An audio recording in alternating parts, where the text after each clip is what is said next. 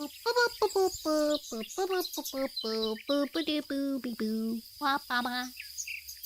don't know, no, no, no, no, no.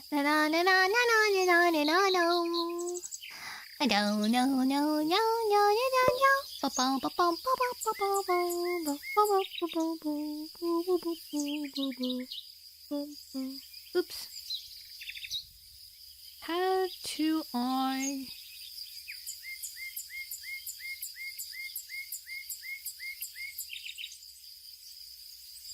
Laggy? Laggy? Laggy? Is that you? Hi, Maddie. Maddie!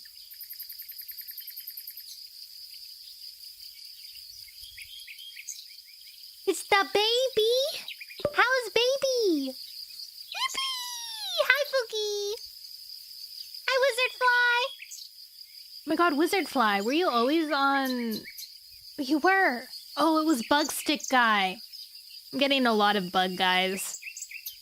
Spoiled? Good. It's what baby Noelle deserves. Hi, Van! If I'm here and you're there and you're here and I'm there, who's watching Burrowing Heaven? Nobody, because I don't know what that is. Bzz, bzz, bzz, bzz, bzz. My PC nearly died, but I got first. How did your PC almost die? What happened?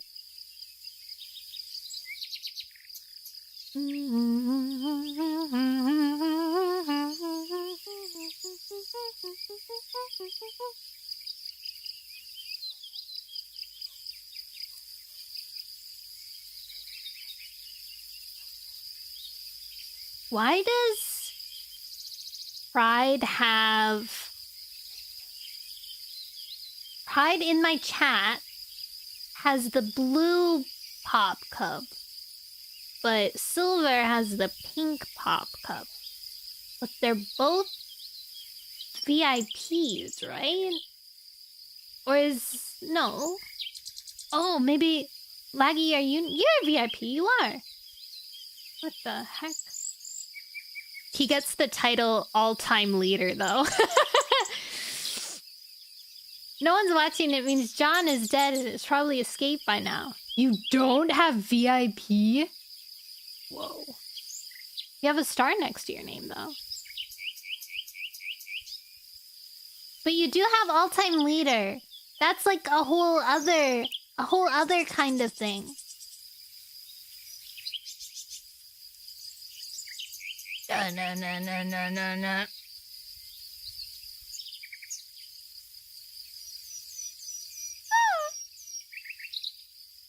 All my posts went to the pond. Classic. Classic pond. You're still the #1 pond guy, I think. Ash is probably close to you, but... I never reset it. It's still there. I have a sneeze in my nose. A sneeze.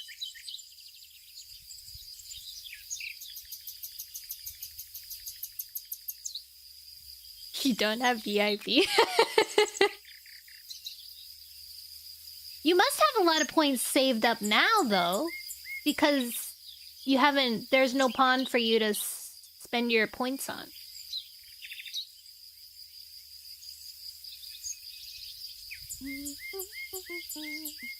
Oh, you're getting there. You'll get there by the end of the year.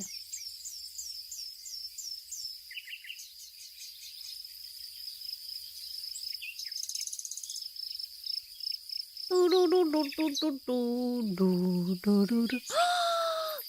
you got bright heart. Mini mystery plush. We don't sell them in Canada yet. I want them so bad. Wait, what are all the ones to collect? No! That's me. By the end of the year.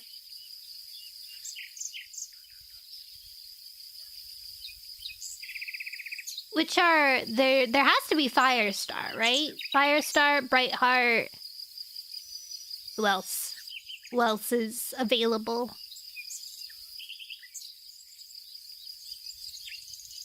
Firestar, Brightheart, Scrooge, Brambleclaw, Tall Star, and Yellowfang. Tall Star?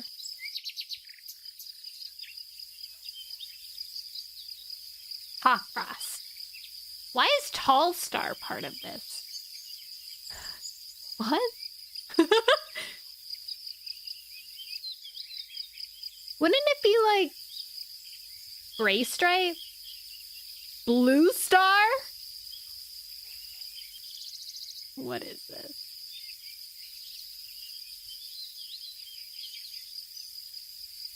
Black Star if they really wanted to have another like evil leader. Tiger Star? They're included in the minifigures and suspicious. This was for the plushies. Still, they should have them all for the plushies. I want Jay Feather. I want my boy. My boy. My boy.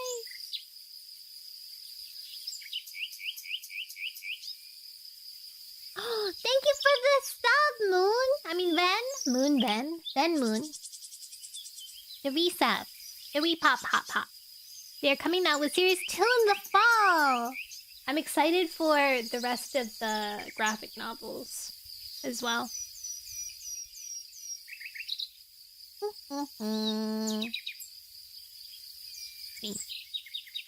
Maybe the star means you're subbed. That must be it.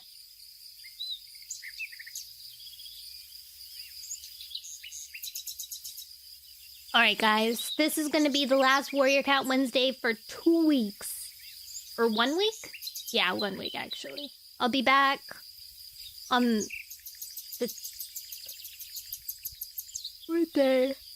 17th. I'll be back on the 17th. I'll be sipping pina coladas. Vacation, no? Vacation, no. Yes, thank you for the croissant. Ow. Look, it's right.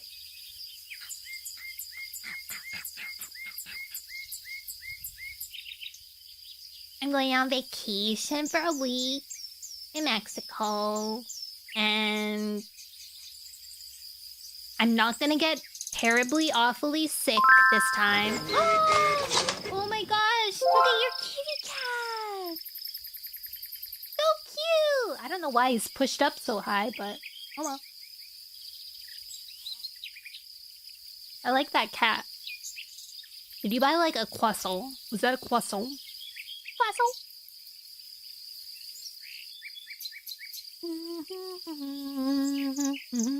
I was gonna get one of those like vacation shot things, you know, where they like prevent you from getting the runs while you're abroad. But it's so expensive. It's like $200 for this shot, and you need to like go through like 5 bazillion loops to get it. You need to like go to the doctor, and then the doctor has to like give you the okay, and like if he thinks that it's viable and good, and then you have to go like fill out some form, and then you have to send it to the pharmacist, and then the pharmacist charges you $200. Fraud. I'm a nice girl. Thanks. Thanks. Big cup noodle. Oh man, wait, I want a cup noodle. Oh man, I want a cup noodle. We have one left.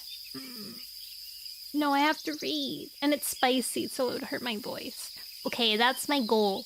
My end goal for today is to read and then eat a cup noodle. What flavor is your cup noodle? And brand? So I can maybe quietly judge you. Or not judge you. Or praise you? Give my opinion. The cup noodle that I want isn't actually in a cup. It's in a bag. It's a mama one. It's called Mama. Although I only like their like spicy ones. Their normal mamas are kind of gross. Nissan! I love Nissan. Nissin Classic. Nissin has good noodles. I like their noodles a lot. Yummy, yummy in my tummy. Okay. My favorite ramen shop opened a new location down the road. Yeah? I can't eat ramen. Like actual ramen, I don't like the egg noodles. I think they're gross. I need to have the whatever wheat noodles are from, you know, like cup noodle ramen. I can eat that kind of noodles, but egg noodles, it's just yuck. Yuck. So I haven't been able to like really appreciate a good ramen, which is really sad.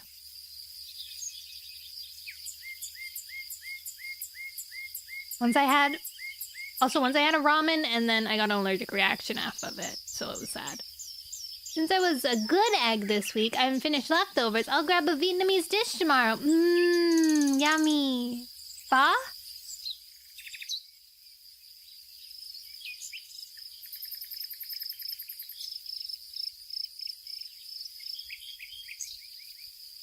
Guys, is it just me? No, I said this like a couple weeks ago too. Dr. Pepper like doesn't have any bubbles in it anymore. Like, why is it not fizzy? I want a really fizzy drink that like pokes my nose when I drink it. You know what I mean? Like when you get a sparkling drink, I want to take a sip and have it sparkle and pop and get little pop droplets on my nose. Savory crispy pancakes. Mmm. Undo Baja Blast orange flavored. There's a orange flavored Baja Blast? I thought Baja Blast itself was a flavor.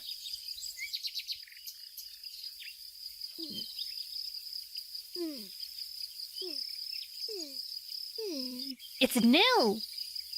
Do they sell it at Taco Bell? Mmm! I like punch. If a drink is called a punch, I like it. Tropical punch, citrus punch, blueberry punch. I'm a punch fiend. You know, found it at the gas station recently. Did you taste it? Is it good?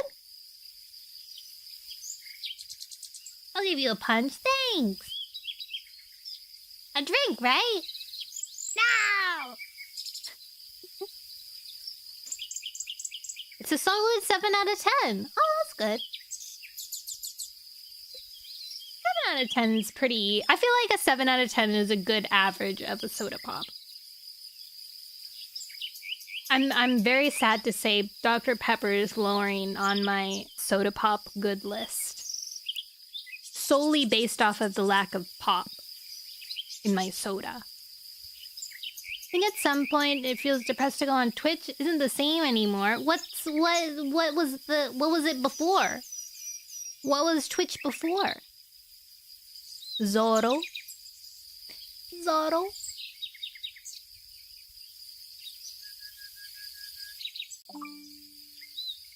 Morocco!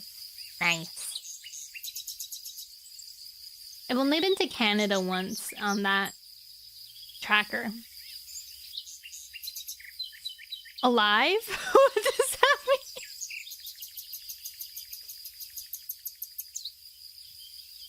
Does that mean... I'm not sure how to interpret that. Like not many people are streaming, but there's like more than ever people streaming, so that can't be it. Alive as in maybe not as full of energy, but I know a lot of big real life, you know, like people are kind of cuckoo crazy. It's a little concerning. Some people are it's a little worrisome. You ever get that when you watch like a really energetic, outgoing streamer and they're like screaming and yelling all the time at everybody and everything. And it's like, I'm a little worried about you. I'm a little concerned about your well-being and mental health. I hope that you're okay.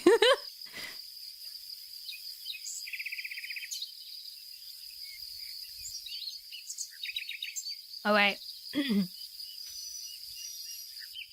my not poppy soda pop has been sufficiently drinked for now. Let's give it a good old try to see how far we can read in the book today. So, previously on Warrior Cat Wednesday, we had Thunder. What do we have? Oh yes, so there's currently the evil rogue group, the City Cats, and their leader is like jumping, hunting patrols and stealing everybody's food. And the way that they do it is they outnumber the patrols. So it's like if there's 3 cats on a patrol, they come with 5 cats and they're like, give me your food. And then they're like, well, we don't want to die. So we'll give you food, I guess. But then because of that, they get like really, really hungry. Thank you for visiting, Chrome. Please enjoy your, I think that was jam or something. Some sort of jar substance. Pickles? And so they're kind of like upset about that for a good reason. It's winter. They're not getting any food. They're not getting enough food. They're not getting very much food in general. And then the food that they do get, they have to give away to these evil rogue guys. So they are just, they made like I think they went to have a meeting or something, and they're like, guys, we gotta figure this out. I don't know what they ended up figuring out. I can't remember what their plan is. Oh wait, their plan is to get stronger. Their plan is to do some training. There was a training montage. Each different clan like introduced a new cool move that they can utilize against the rogues. So that's what they're planning on doing, to get stronger so they can beat them up and defend themselves better. And then at the very end of the chapter, Thunder and Lightning Tail were like, okay, let's go to the rogue place and see how many cats there are. Because if there's enough cats, then, or if there's not enough, or if we have more cats in total, all of our cats together, we might be able to just outrun them all and then chase them out of the area. So Thunder goes to go snoop, and he watches how, what's his face? I don't even know his name. The evil guy, Slash? How Slash, the leader is Slash, how Slash treats his rogues, which is like, he only gives the good prey to, his buddies, and then he like gives everybody else under his command like scrawny little things, and he like publicly humiliates them while he does it. He's like, do you think you deserve this? And they're like, yeah. He's like, well, I don't think so. You get this instead. And gives them like a shriveled up little mole. I don't know. So a lot of the cats don't really want to be there anymore, but they're scared. They have family there or lovers or whatever, and it's too hard to get out. The risk is too high. But there seems to be a small group of cats that were gathered together, and Thunder, Mr. Hero Complex boy here, sees this one cat, Violet, who has bravely stood up to the leader, has said no to his advances romantically. And he looks at her and he's like, I'm gonna get her out of there. I'm gonna save her. Despite the fact that she's actively making like a coup herself. She's gonna be fine without your help, Thunder, but you can try and save her, I guess. Maybe, I don't know. So that's where we are. All right. Chapter 11. As usual, I'll probably be kind of rusty. And I might not reply immediately. Yeah. Okay. Is there nature music playing? You can hear that, right? Okay, good. Chapter 11. Greywing narrowed his eyes against the fine rain as he scanned the moor top. Slate pressed closer to his flank. Are you sure you should be out in this weather? Yes. 3 days in his nest, struggling to breathe, had been enough for Greywing. When he'd woken this morning and found that the tightness in his chest had eased at last, he scrambled from his den and begged Windrunner to let him join the hunting patrol. She'd agreed, but not until Gorsefur had shown him the battle moves they'd learned at the Four Trees Hollow. The whole group had been practicing harder after Thunder had visited to warn them that the rogues were planning to attack. The day before, Reed and Minnow had spent all their afternoon drilling Mothflight and Dustmuzzle on the new fighting techniques, and the kids had taken to training so eagerly that they were still practicing long after the sun had dipped below the horizon. It had warmed Greywing's heart to see the young cats working so hard. Matching the cats with assigned trainers had brought the best out of all of them. Oh yeah, they also realized that they can do like apprentice mentorship. The clan structure is starting to grow.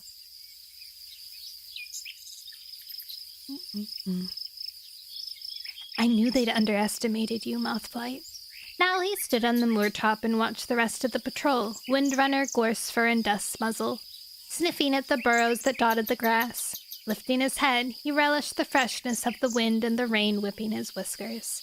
The chill that had gripped the moor had eased with the coming of cloud.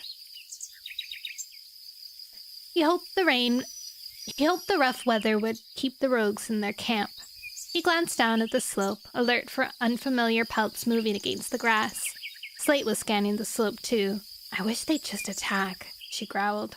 Waiting is making me anxious. Greywing flicked his tail. I'm just glad they haven't stolen prey for a while. Every rabbit, mouse, and bird his campmates had caught in the past few days had been brought back to camp. Prey was still scarce, but at least they didn't have to share it with a bunch of mangy rogues. Greywing glanced down the slope, his pelt prickling uneasily. Were the rogues watching them now? He tried to ignore the queasy fear in his belly. Slate was right. Waiting for the attack was worse than fighting. Movement caught his eye. He turned his gaze towards the moor-top warren just as Dustmuzzle disappeared into a burrow. A few moments later, a rabbit burst from a hole further along the slope. Windrunner started forward, her gaze flashing with excitement, but Gorsefur blocked her way. The Great Tom's eyes were fixed on the hole the rabbit had shot from. He lifted his tail as Dustmuzzle darted out. The young Tom skimmed the grass as fast as the wind, closing the gap on his quarry. With a leap, he soared and landed squarely on its back. Rolling over, he grasped it in his paws and bit down on its neck. Greywing purred. Dustmuzzle is a great hunter. Slate swished her tail. It's hard to believe he's only 6 moons old. He hunts as well as any of his campmates. Windrunner and Gorsefur bounded towards them, Dustmuzzle running ahead. As they neared, Greywing heard the calls of a goose,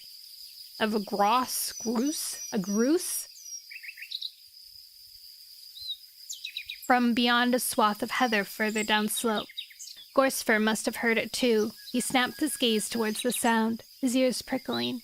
Dustmuzzle slithered to a halt in front of Greywing. Pride glowed in his gaze as the rabbit swung from his jaws. Its warm scent bathed Greywing's nose. Well done, he purred. As Windrunner caught up, she nodded to Dustmuzzle. Go and tuck it into the grass over there. She pointed to a tangled clump a few tail lengths away. We can pick it up on the way back to camp. Gorsefur was still staring down slope. They hear the grouse?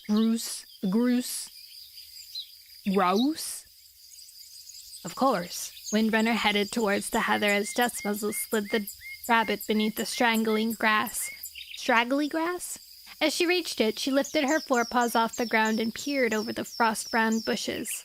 She turned and, with a flick of her tail, beckoned the others to join her. Greywing hurried eagerly towards her. Mothflight, Minnow, Reed, and Spotted Fur would be pleased when they returned to camp with 2 fat pieces of prey. "It's on the grass beyond this patch of heather," Windrunner whispered. She nodded to Greywing. "I want you to sneak around it. Drive it towards the heather. The rest of us will be waiting in the bushes. Once you've chased it towards us, we can make the kill." Greywing's pelt prickled irritably. Didn't she trust him to make the kill? She spoke again, as though reading his thoughts. "We can't risk losing it," she told him. "Someone has to make sure it flies towards the heather." "But why me?" Greywing wanted to argue, but he knew the answer she had to give, no matter how reluctantly. "'Cause you're not fit enough to hunt." Even the short run down slope had left him breathless. How could he catch prey? He grunted and headed around the heather patch, tracing a wide circle as he reached the grass beyond. The grouse was pecking at the ground a few tail lengths from the heather. Greywing dropped low and slowed his pace as he crept behind it. It lifted its head warily. Greywing froze. His heart quickened. Then the grouse began to peck at the ground once more. Moving even more cautiously, he scanned the heather. Windrunner and the others must be in place by now. Fixing his gaze on the grouse, he crept towards it. He picked up speed. His paws hardly made a sound on the rain-soaked grass. The grouse kept pecking, oblivious to his approach. Perhaps he could make the kill by himself after all. One leap and he'd be on it. He could pin it to the ground and kill it with a single bite. "Now!" He leaped, pelt bristling with excitement. Yowls exploded behind him. Startled, he landed clumsily. Angry screeches split the air around him. The grouse fluttered upward, shedding feathers as it fled. Greywing turned. 8 rogues were streaming towards him, ranged across the hillside, teeth bared. Wind flattened their ears and their fur, blowing back their whiskers and stealing their scent so that he recognized none of them. Shock flared beneath his pelt. "Windrunner!" Bushes rustled, paw steps thrummed around him as, stiff with shock, Greywing watched the rogues pelt closer. Windrunner, Gorsefur, and Slate exploded from the heather. Greywing reared as an orange she-cat flew at him. Her weight hit him hard and sent him stumbling backwards. As he thumped onto his back, he felt a paw press his throat. "I can't breathe!" He met the rogue's vicious stare as she pressed harder. Fighting panic, Greywing curled his hind legs in and tucked them beneath her belly. He felt his head throbbing as she choked him. Gurgling, he shoved her hard with his back paws. The orange tabby gripped with her claws. Pain spiked through his pelt as she flung her away. He felt his fur rip and saw clumps of it snagged in her claws as she flipped midair and landed nimbly on the grass. Greywing jumped up, fear turning to energy as the rogue she-cat raced towards him again. She lunged at him. Greywing saw her gaze flick to his shoulder. Starflower's move flashed in his mind, the one Gorsefur had showed him earlier. "She's going to try and lame me." Quickly, he slammed his forepaw on top of her shoulder before she could lift hers. Surprise flashed in her amber gaze. Her paws buckled beneath her, and she tumbled to the ground. Around him, shrieks and yowls filled the air. Slate reared as an orange tom and a tortoiseshell she-cat swiped blows at her head. Dustmuzzle wrestled on the grass with a black tom. Windrunner was backing slowly away from 3 toms. One of them was Slash. The rogue's eyes glinted with triumph as his campmates fanned out and began to circle her, cutting off her escape. "If we kill her," he snarled, "the others will give up." Eyes wild with panic, Windrunner jerked one way, then the other, spitting as she lashed out with her forepaws. "Go for her throat, Splinter." Slash nodded to a black and white tom. Greywing raced to help, but as he neared, Gorsefur streaked in front of him. His gaze was fixed on a gap between the toms. He raced through it, shoving Splinter aside. Greywing saw Gorsefur catch Windrunner's eyes. She blinked back at him, as though words had silently passed between them, then ducked away from Slash and raked her claws along Splinter's flank. Streaking away, she glanced over her shoulder. Splinter hissed at her and gave chase. Gorsifer tore after him, and Greywing stared in surprise as the two more cats hared across the moorside, the rogue between them. Who's chasing and who's being chased? He looked back towards Slash. The rogue was staring after Gorsifer, confusion darkening his gaze for a moment. Then he turned and narrowed his eyes. Signaling to his companion with a nod, he lunged towards Slate. Greywing watched in horror as 4 rogues piled on top of her, hissing and spitting. Paws whirled, tails lashed. From beneath the frenzied mass of squirming bodies, he heard Slate's terrified yowl. What the heck? This is vicious. Hi, Dominique. He plunged into the fight, claws stretched. Pushing his way to the middle, he flipped over and began hitting out with every paw.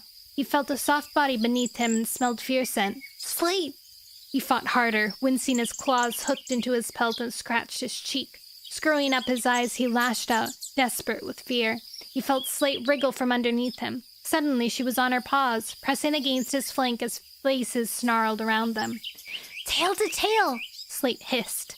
Greywing seemed to read her thoughts. As he reared, she reared, and he pressed his spine against hers.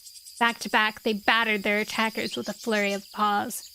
Rain lashing in his face, Greywing flung one hefty blow after another, bracing himself against Slate as she braced against him. Gradually, the blur of claws and faces grew clearer. Slash swung a paw at him, then turned to a black and brown Tom. Go for the legs, Beetle, he hissed. Greywing moved just in time as the rogue dived at his hind leg. Balancing on a single paw, he kicked out, slashing his hind claws against the rogue's cheek. The Tom ducked away, yelping with pain, and reared, fury in his eyes. Greywing felt his breath tighten. No! Panic gripped him. Not now!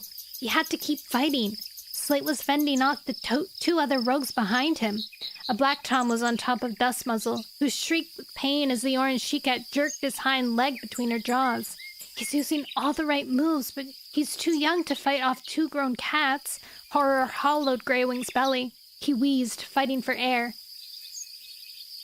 Windrunner! Hope sparked in Slate's mew. The camp leader burst from the heather, Gorsifer at her heels. She leaped towards Dustmuzzle and hooked her claws onto one of the rogue Tom's shoulders. With a grunt, she heaved him off and wrestled him to the ground.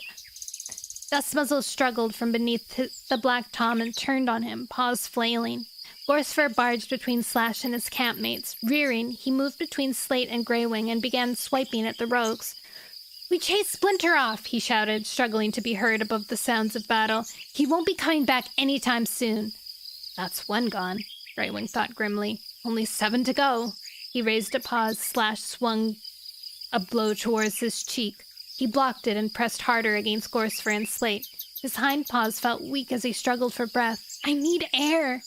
Claws raked his nose as his concentration slipped for a moment. How long could he keep this up? Gorsifer lashed out at Beetle while Slate fended off the orange Tom.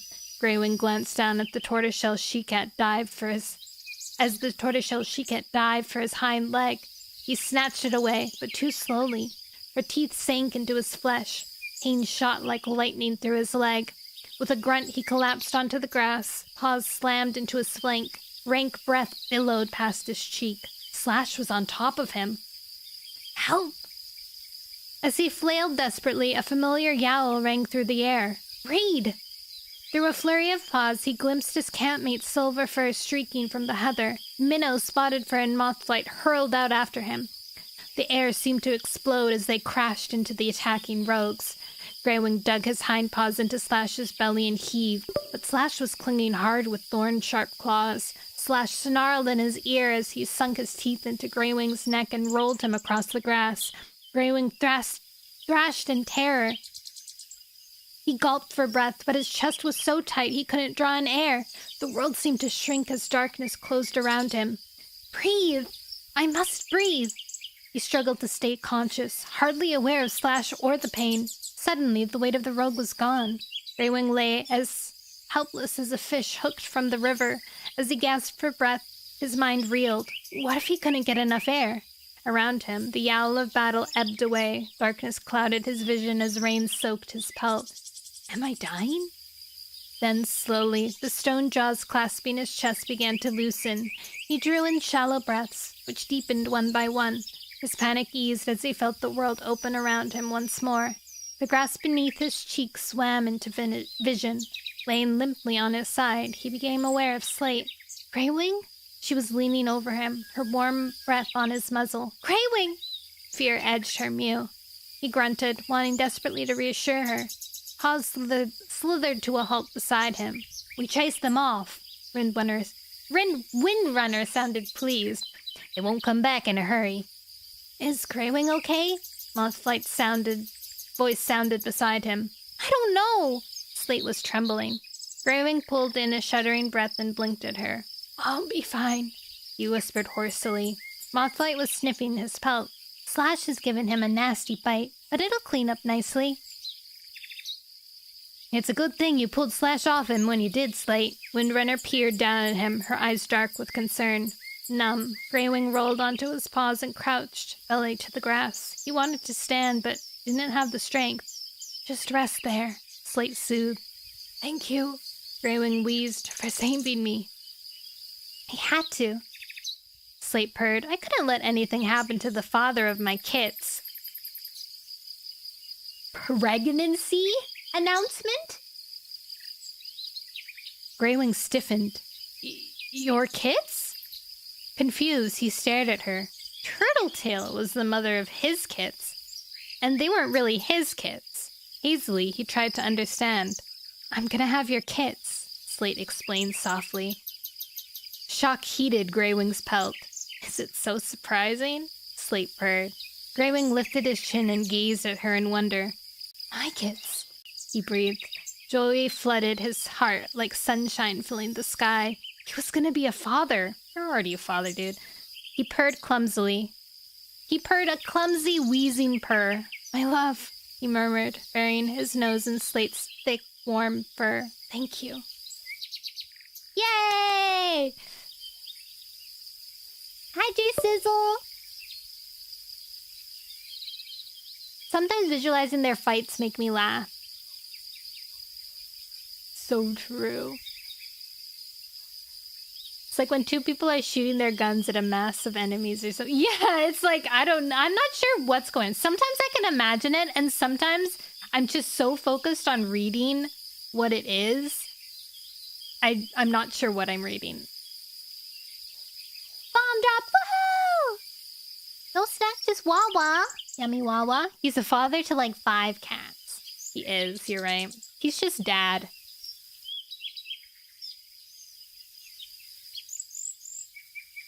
Thank you for the hydrate, Wanderer Joey. Wanderer. Chapter 12. That was a very intense first chapter for today. It'll be safe if we wait until dark, Lightning Tail muttered. Thunder glanced at his friend as they padded between the pines. He knew Lightning Tail was right, but his paws itched to return to Slash's camp. So much that he was willing to take the risk. If we wait until dark, we might miss something. What's there to miss? Thin shards of sunlight dappled Lightning Tail's pelt. We know that Slash is planning to steal our prey and drive us out of the forest.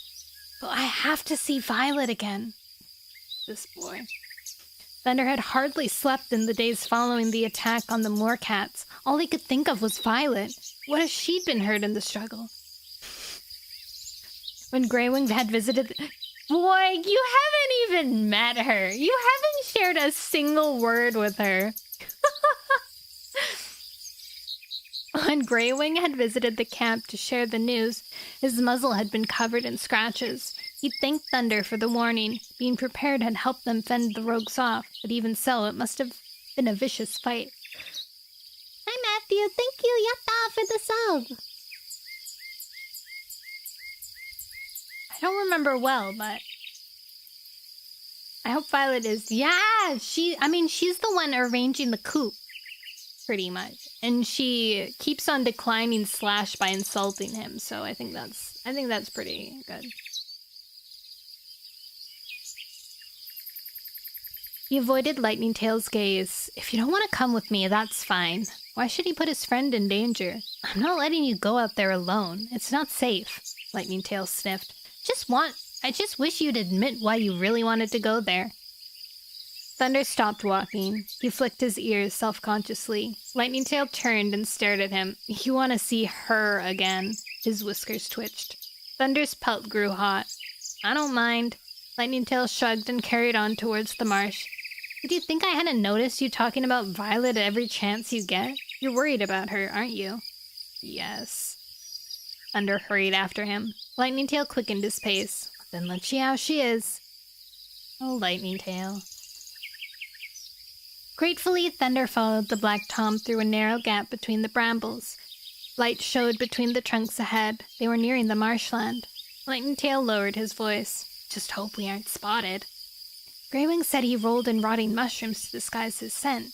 Thunder scanned the tree's roots for old fungi. Lightning Tail wrinkled his nose. Let's just stay downhill. He slowed as they reached the edge of the pine forest. Thunder peered out from the trees. I guess we can always run if we're spotted. Most of the rogues are hopeless at running through woods. If we can get as far as the forest, we'll be safe. Shh! Lightning Tail cut him off.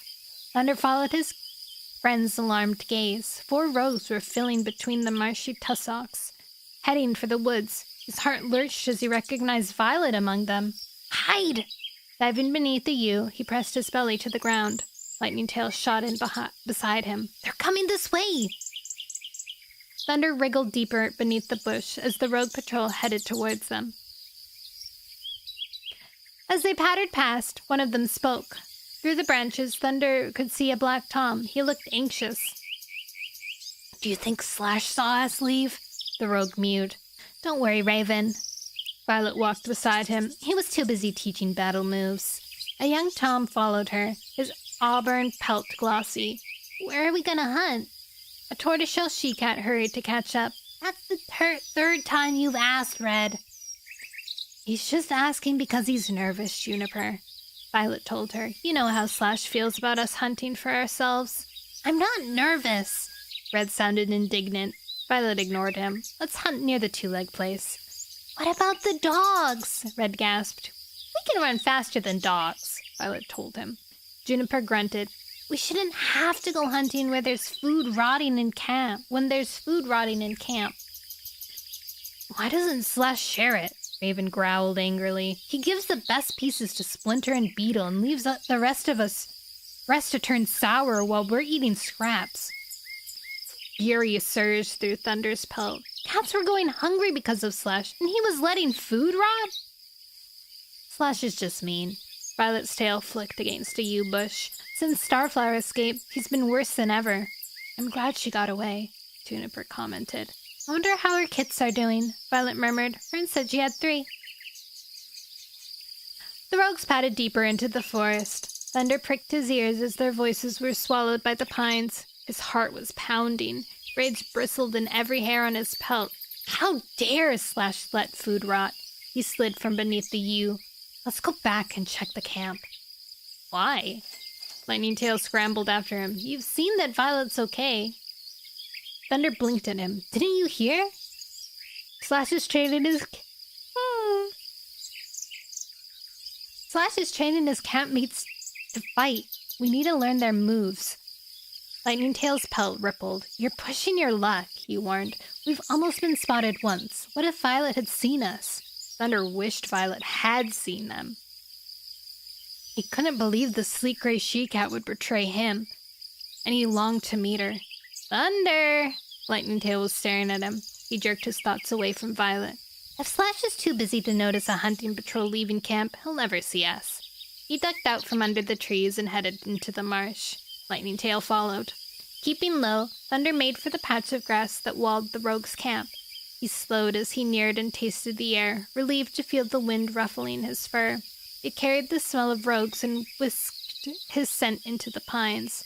Weaving between the tussocks, he led the way to the hiding place they'd used last time. As he crouched low, Lightning Tail squeezed in beside him. He peered through the gaps between the stems. Slash was pacing the edge of the clearing. Splinter was facing a brown, molted she-cat in the middle. Fear shone in her eyes and blood welled on her muzzle. Slash patted closer. This time remember to block his first blow. The molted she-cat nodded stiffly, not taking her eyes from Splinter. Splinter showed his teeth. Should I go gentle on it this time, Slash? He asked sarcastically. No! Slash snapped his gaze towards the Tom. He smirked as he saw amusement spark in Splinter's eyes, then purred. Beach has to learn that if she's slow, she gets hurt. A pale tabby padded closer to the edge of the clearing. Let me take her place. Go away, Willow. Slash gave her a warning look. Your friend needs to learn. Pity jabbed at Thunder's heart as he watched Willow back reluctantly away, and Beach braced herself for Splinter's attack. The black and white Tom crouched, his eyes slitted. Beach flattened her ears. Slash stared at Beach mockingly. Is that as scary as you can look? Beach fluffed out her fur and showed her teeth. That's better. Slash flicked his tail. Splinter leaped, paws flailing. He crashed into Beach. She ducked to one side to escape a swinging blow. Splinter's claws caught her ear tip, and Thunder saw plain flash in her eyes as she rolled away. Splinter reared and slammed his paws down. He was too slow. Beach leaped up and ducked behind him. Thunder's heart quickened. He found himself willing the brown she-cat to outwit the bullying Tom. He held his breath as Splinter turned to face a flurry of blows. He backed away, wincing, but Beach kept lashing his muzzle. Suddenly, she stopped and glanced behind in surprise. Slash had pressed a paw onto her tail. What the heck? Pinning her to the spot. As she blinked at the rogue leader, Splinter leaped at her. Digging his claws into her pelt, he kicked her paws from beneath her and rolled her onto the ground. Willow started forward, her eyes wide with fear, but Slash hissed at her. Stay back! The pale tabby looked on, anguish brimming in her gaze, as Splinter battered Beach with merciless swipes. Thunder trembled with rage, longing to barge through the grass and defend the she-cat. Enough. At last Slash signaled with his tail, and Splinter backed away from Beach. She staggered to her paws, fur stuck out in clumps around her neck. Blood matted her pelt. Willow hurried forward and guided her campmate towards the edge of the clearing. Is Beach okay? Thunder blinked as two kids scampered out from between the reeds and hurried to meet the injured she-cat. The black tom kit reached her first. She looks hurt. A gray and white she-kit scrambled to a halt beside him. You fought really well, Beach. An orange and white she-cat hurried behind them. Her green eyes shone with worry as she saw Beach. That's not training, she hissed under her breath. That's cruelty. Dawn! Willow gave her a pleading look, as though begging her to keep quiet. Don't frighten your kits. Thunder pricked his ears as the orange and white queen replied, I'm not going to hide the truth from them. Dawn glared at Slash. Pine and Drizzle need to know what sort of group they belong to. Thunder tensed as Slash met the queen's gaze. If you don't like my group, you can leave and take your kits with you. Dawn narrowed her eyes. We might just do that. A dark brown tom slid from the shadows. Hush, Dawn, he murmured anxiously. We need the safety of the group. Dawn turned on him. You call this safe? She glanced towards Beach.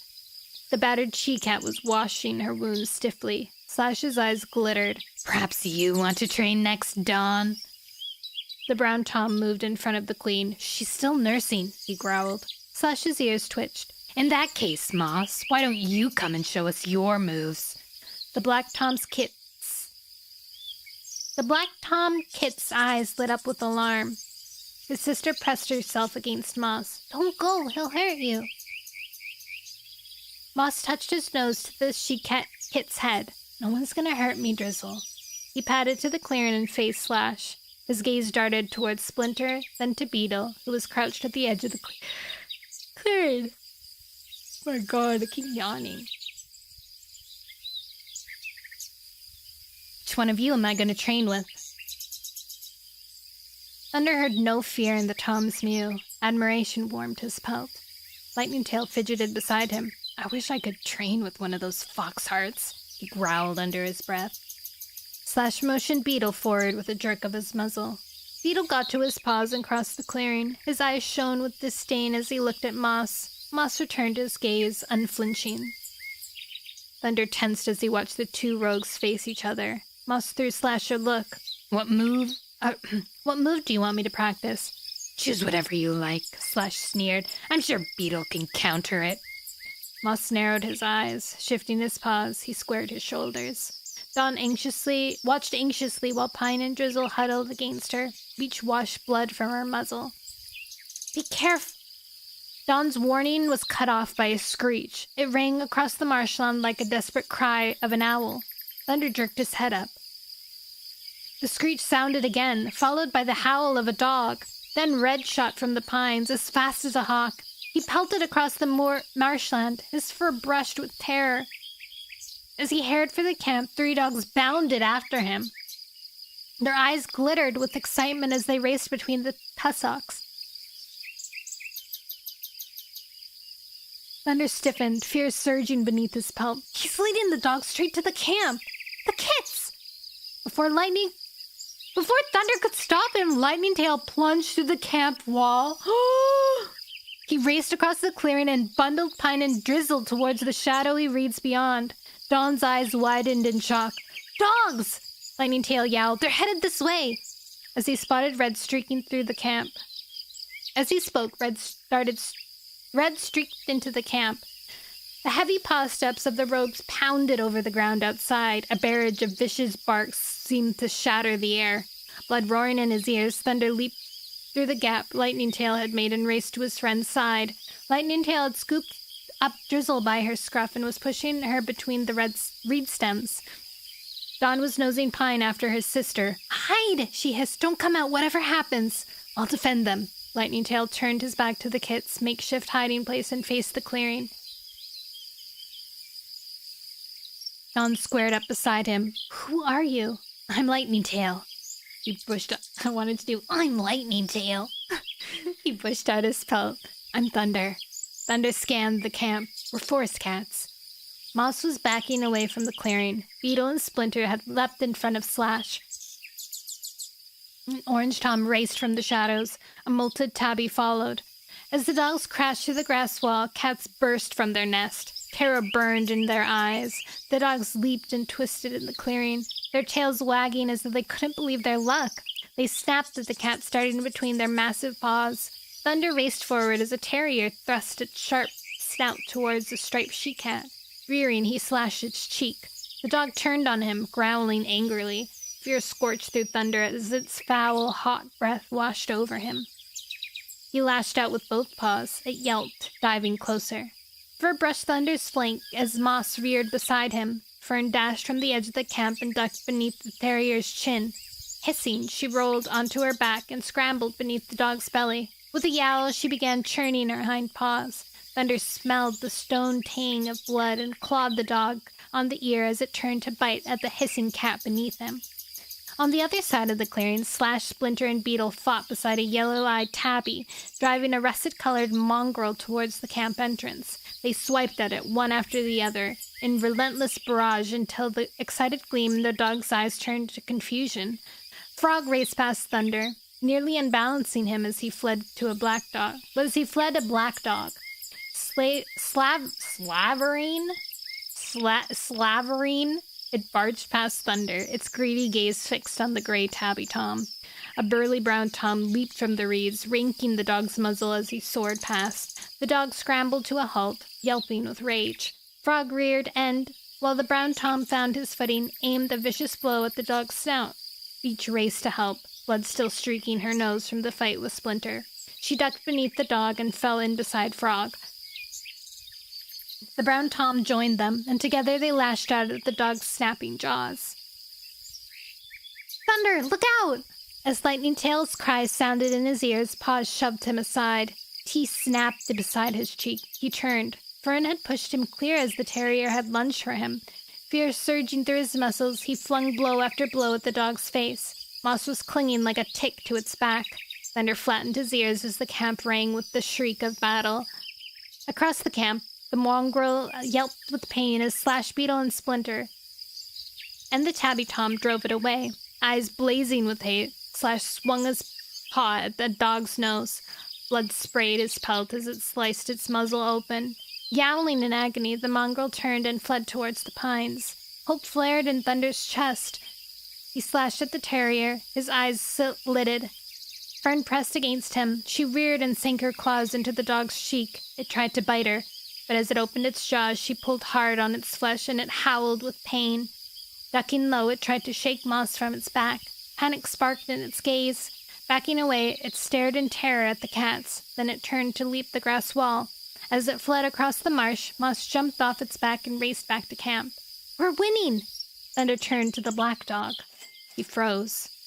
A chill rippled along his spine. The burly Tom lay unmoving at the edge of the clearing. Blood splattered the ground around him and oozed from his body, turning the earth red. Uh-oh. Hi, Christian! Oh, I forgot to put our dead cat toll up. Dawn of the Clans, 26! What's a ghost's favorite makeup to wear? I don't know. So many have died. Mascara! That was a good one. Classic. Classic pun.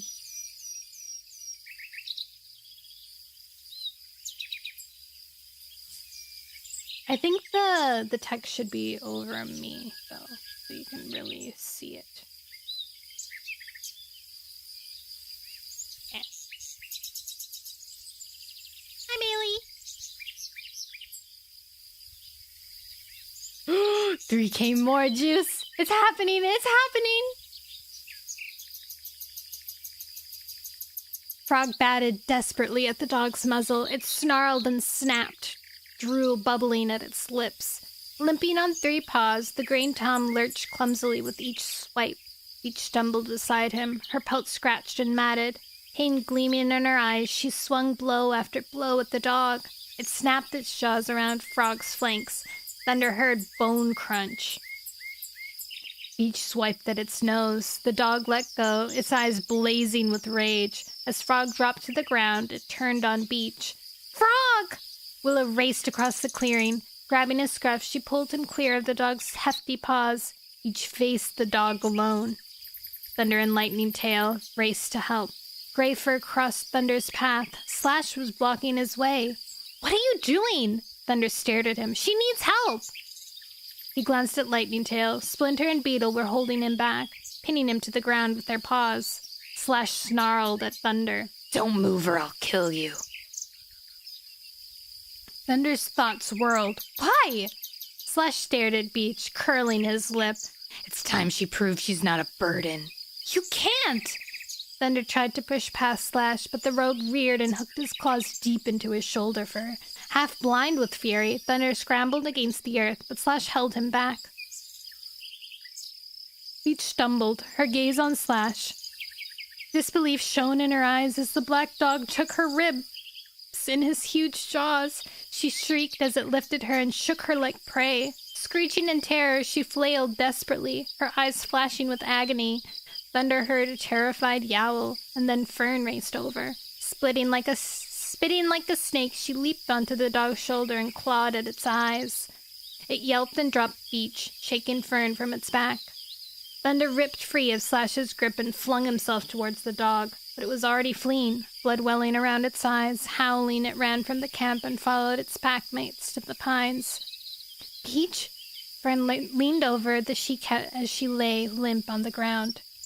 Frog dragged himself towards her, his hind legs trailing along the ground behind him. Is she breathing?" he whispered, staring at Beach. Thunder hurried closer and sniffed her muzzle. No breath touched his nose. Her flanks were still. "She's gone," he murmured. A low moan sounded in Fern's throat. "Well, wait, was the other one?" A burly Tom lay unmoving near the edge of the clearing, blood splattered on the ground and oozed from his body, turning the other head, Fong battered desperately at the dog's muzzle. Okay, yeah, that was just one random cat that died.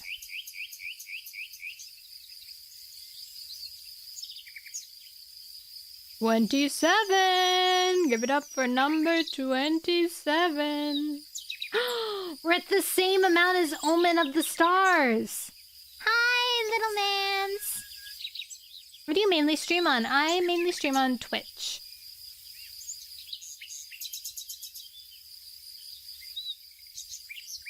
Lightning Tail hauled himself to his paws, glaring angrily at Splinter and Beetle. We could have saved her! What for?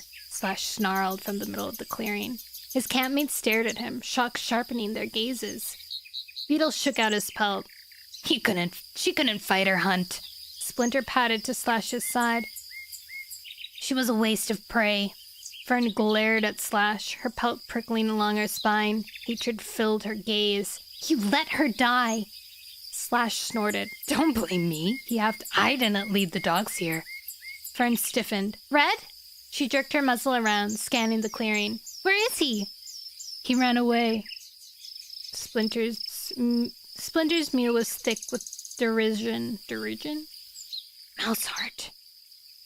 Beetle snarled.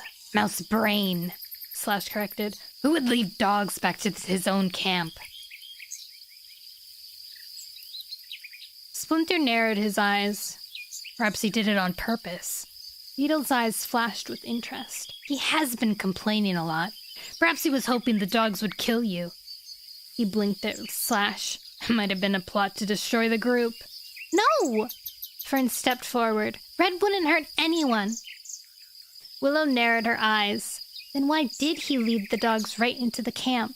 Splinter's ears twitched. If I was being chased by dogs, I'd lead them away. Thunder glanced around the camp. Blood splattered the ground and speckled the grass wall. Cat stared, round-eyed with shock. Frog had collapsed, his eyes dull with pain. Blood welled above Moss's eye.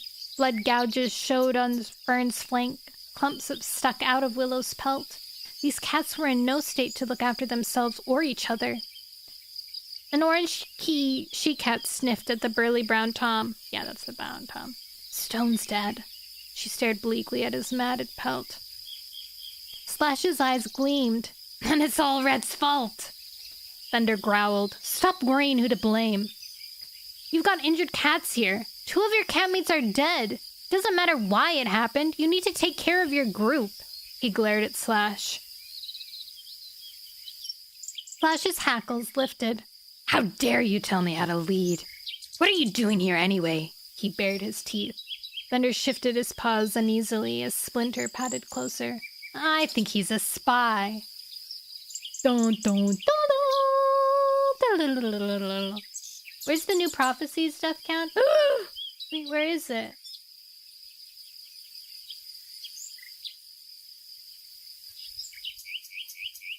It's gone! Heck? Oh, I have to go watch a video and see what it was. Hold on.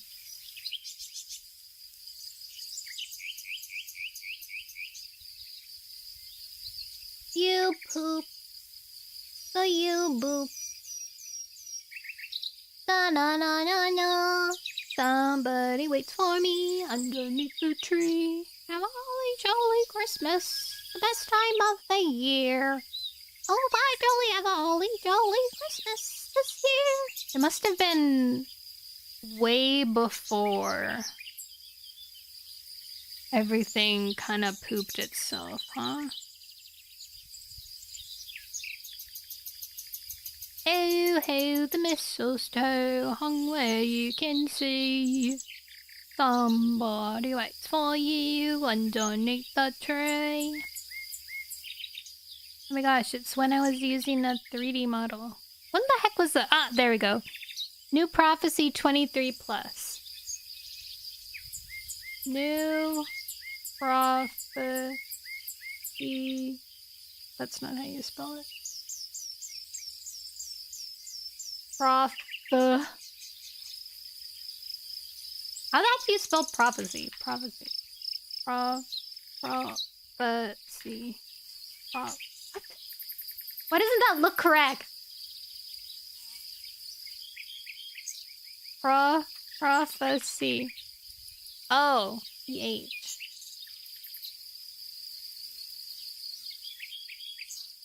New prophecy. What was it? 23? Power of 3. Oh!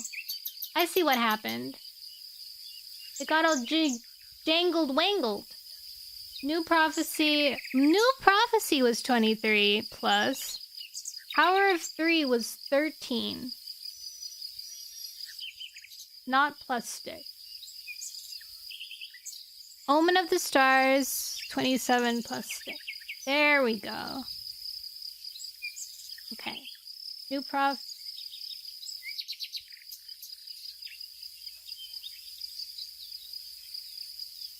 There we go. That was too many deaths for power of 3.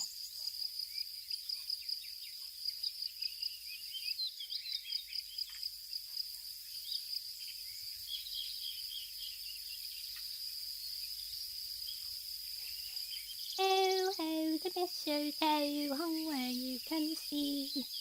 Somebody waits for you underneath a tree. There we go. That's good. Oh, I'm hot. Once one of them say, I'm Thunder, and this is my clan. Hopefully by the end of the series, I think he'd be like, I'm Thunderstar. Dun dun dun.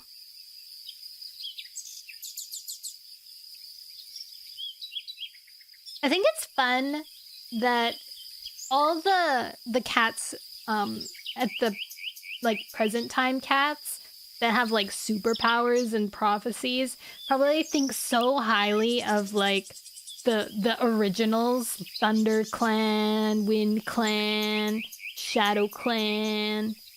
Like think so highly of them, and they're just like normal guys.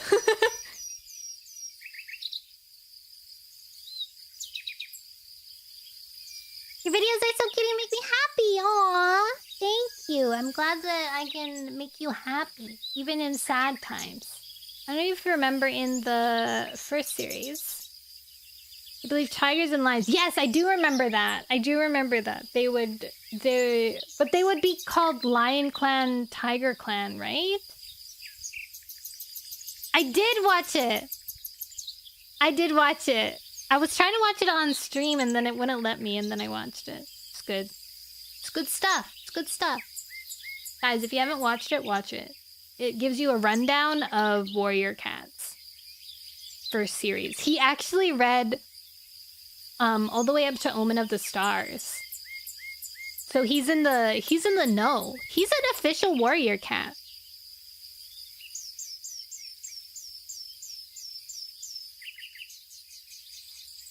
Which villain? Tiger Star? Tiger Star got done dirty? Tiger Star came back, though. Tiger Star never left. Tiger Star haunts us to this day. Okay, he was a little. But it was to show how strong Scrooge was. This cat that has been haunting everybody for so long, making vicious, awful torture piles of dead bodies and making all his cats fight against each other. And then this one cat comes in and rips his throat open. Never got to win it. Nuh-uh. What?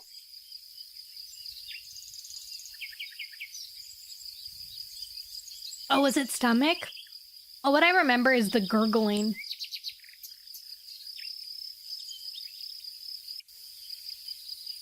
I feel like that on the main villain. It was like, I remember when I was reading it, I was like shook to my core.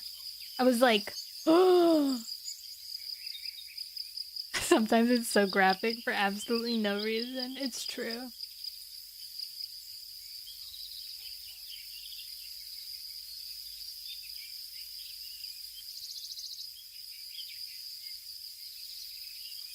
Thank you for the follow, Silver Claw. Your name could be a warrior cat name.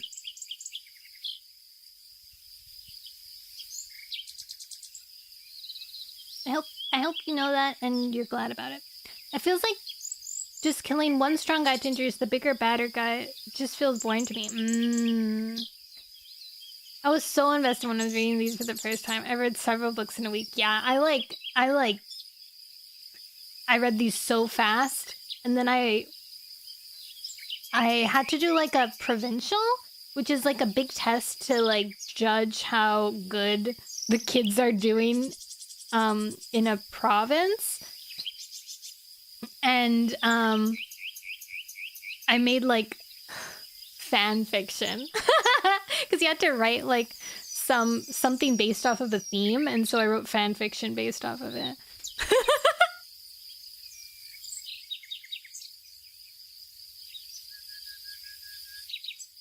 Thank you for the sobby me.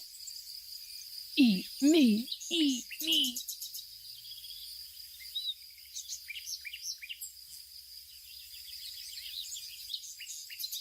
Super editions were crazy. I think I got into it when around the time the first Super Edition came out. Was it good fanfic though? I can't remember. Probably not. I think it was like self-insert. Like I was trying to make it my own, but I couldn't think of enough like warrior cat names, so I just used like other warrior cats from the series.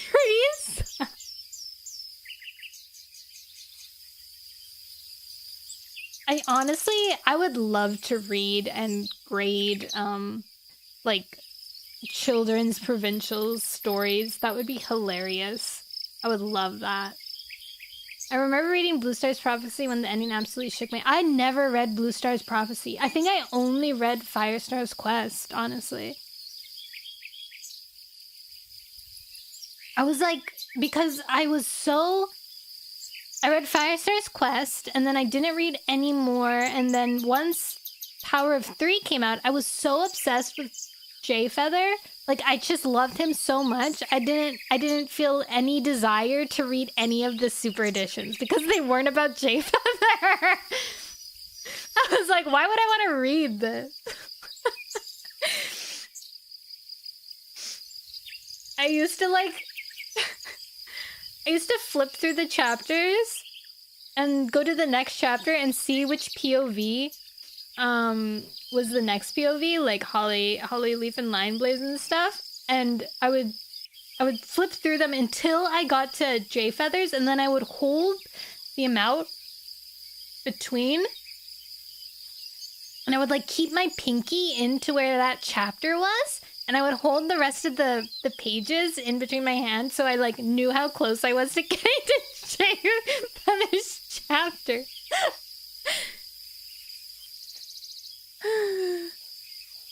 Classic.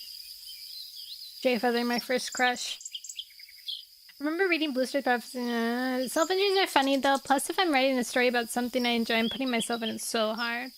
I think I don't do self-inserts the same. It's more like OC inserts, I guess. Like, I don't care if it's me, it's boring because I don't think I'm very interesting. But if it's like a character that I made, I'd be like, yeah, nice. Nice. I too hope that he gets his own Super Edition. Like, one night I don't lose anything not being in the same verses like me. I'd put my own characters in it to like hang out alongside him.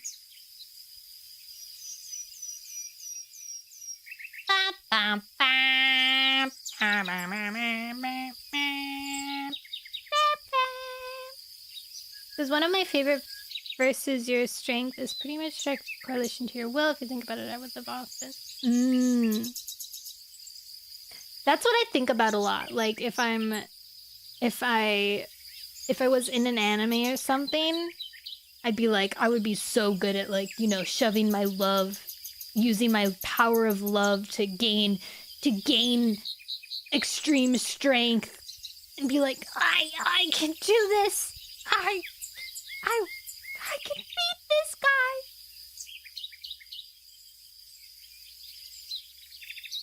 I used to do that when I was rock climbing. I think a lot of kids would do that too, you know, like zone in on them, the willpower to overcome. I'd be like, what would Alan Walker do? I'm gonna manifest all my strength and power and get to this next rock while I'm rock climbing, this difficult jump. And then I would do it and be like, yeah! Or when I was running as a child, I would, like, call upon card captor Sakura and, like, pretend that I used the speed card, and then I would, like, gain speed. But I have to do, like, the whole chant in my head to, like, summon the speed card first, so that I would, like, gain it, or, like, pretend that I was a horse. When the school bell rang, we used to always pretend that there was a tsunami happening from, like, the back of the play area, the upper field or whatever, and then we would, like, bolt it. We'd be like, it's coming, run! Felt like you were going so fast! You're not gonna understand this in the slightest, but just judging from how I know you on streams, I think you could develop an ego. I don't see you distorting. Distorting? I have an ego. I have zero ego. I'm an egoless fellow.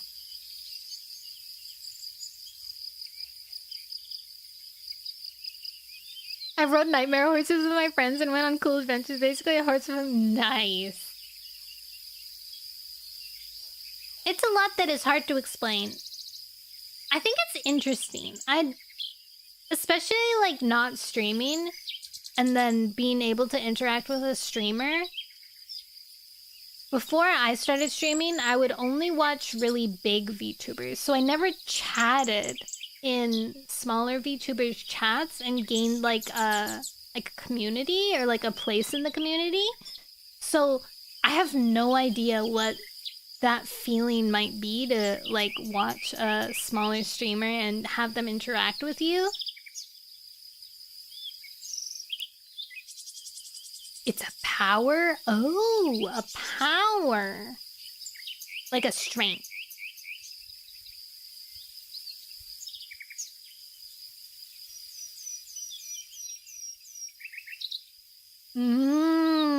I see.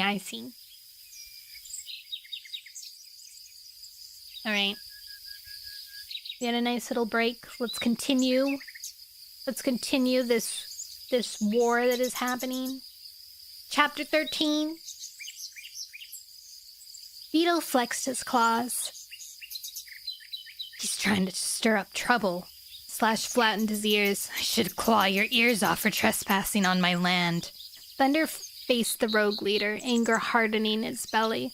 Overhead, clouds darkened the sky. Your campmates needed help, not another fight. They brought the danger here themselves. Slash didn't even glance at the injured cats littering the clearing. Anyway, they don't need help from a couple of cowardly cat groups. Thunder stared at him in disbelief. We helped you fight the dogs off. Lightning Tail patted to Thunder's side. Your cats are so starved they couldn't even defend themselves properly. He jerked his muzzle towards Beach. And you clearly don't care whether they live or die. Why should I? Slash's pelt rippled along his spine. They're cowards. They fight like kits. Thunder's paws trembled with fury. They fight like foxes. How could Slash despise the cats he was supposed to protect? Didn't he feel any responsibility for them at all? Fern padded into the clearing, her eyes wide. She glared at Slash, her eyes blazing with anger. You don't care about us at all. You never have. Dawn was lifting Pine and Drizzle from their hiding place among the reeds. She glanced at Fern, her expression somber. Moss bristled beside her, his gaze on Slash. Fern is right. You ordered us to steal, then kept the prey for yourself and your friends. He glanced at Splinter and Beetle. The vicious Toms glared back at him and moved closer to Slash. You've been treating us terribly for a long time. We practically starve while you let the food rot. Dawn took a step towards Fern. They're right, she said, looking nervously from the black she-cat to Slash. You say you want to train us to fight, but you abuse your own cats. Fern nodded. Then they turned back to Slash, eyes narrowed. We've put up with you for too long, she hissed. You call the group cats weak, but look who fought alongside us. Maybe we'd be better off in a group. We'd definitely be better off without you. Better off in a group? Thunder's pelt prickled with concern. Could the groups accommodate all these cats? Would they? A tabby Tom crossed the clearing and fell in beside Slash. Why don't we just leave? He hissed to Slash. These mouse hearts don't appreciate you. Slash. Let them try to make it out on their own. Slash narrowed his eyes. That's a good suggestion, Snake. I'm wasting my time here. He flicked his tail towards Splinter and Beetle. You coming with me? Why would we stay here? Splinter lifted his chin. Beetle shook out his pelt. Let these vermin die. Thunder stared at Slash. I'd never let my group troop down like this. They're your campmates. They're injured. And they're right. You've let them down. How can you be so heartless? Slash shrugged. If you're so worried about them, why don't you look after them? Thunder stiffened. Slash's words echoed the question he'd been turning over in his head. A question he couldn't quite answer. Can I care for these cats? There was barely enough prey in his forest to feed his own group. But he couldn't leave these battered cats here. They clearly needed help. Moss's eyes lit with outrage. No one needs to look after us, he snarled. We'll take better care of ourselves better than you ever did. Fern squared her shoulders. Dawn wrapped her tail around Pine and Drizzle, who were trembling, their puffy fur spiked. We shouldn't have put up with you for so long. Thunder felt a rush of admiration for the rebelling rogues. And yet, how would they recover from this? They were half-starved to begin with, and now they were wounded. They might say they wanted to look after themselves, but could they? Whatever happened, at least they would be free from Slash. He met the rogue leader's gaze. I don't think he'll be missed. Slash glanced at Splinter. Let's get out of here. It reeks of fear.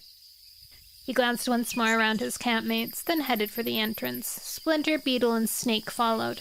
An orange she-cat hurried after them. Can I come too? Slash turned and looked at her through narrowed eyes. Don't you want to stay with these weaklings, Swallow? He asked mockingly. Swallow flattened her ears. I don't want to live like prey, she growled. I'm a hunter. Slash blinked at her approvingly. Then you'd better come with us.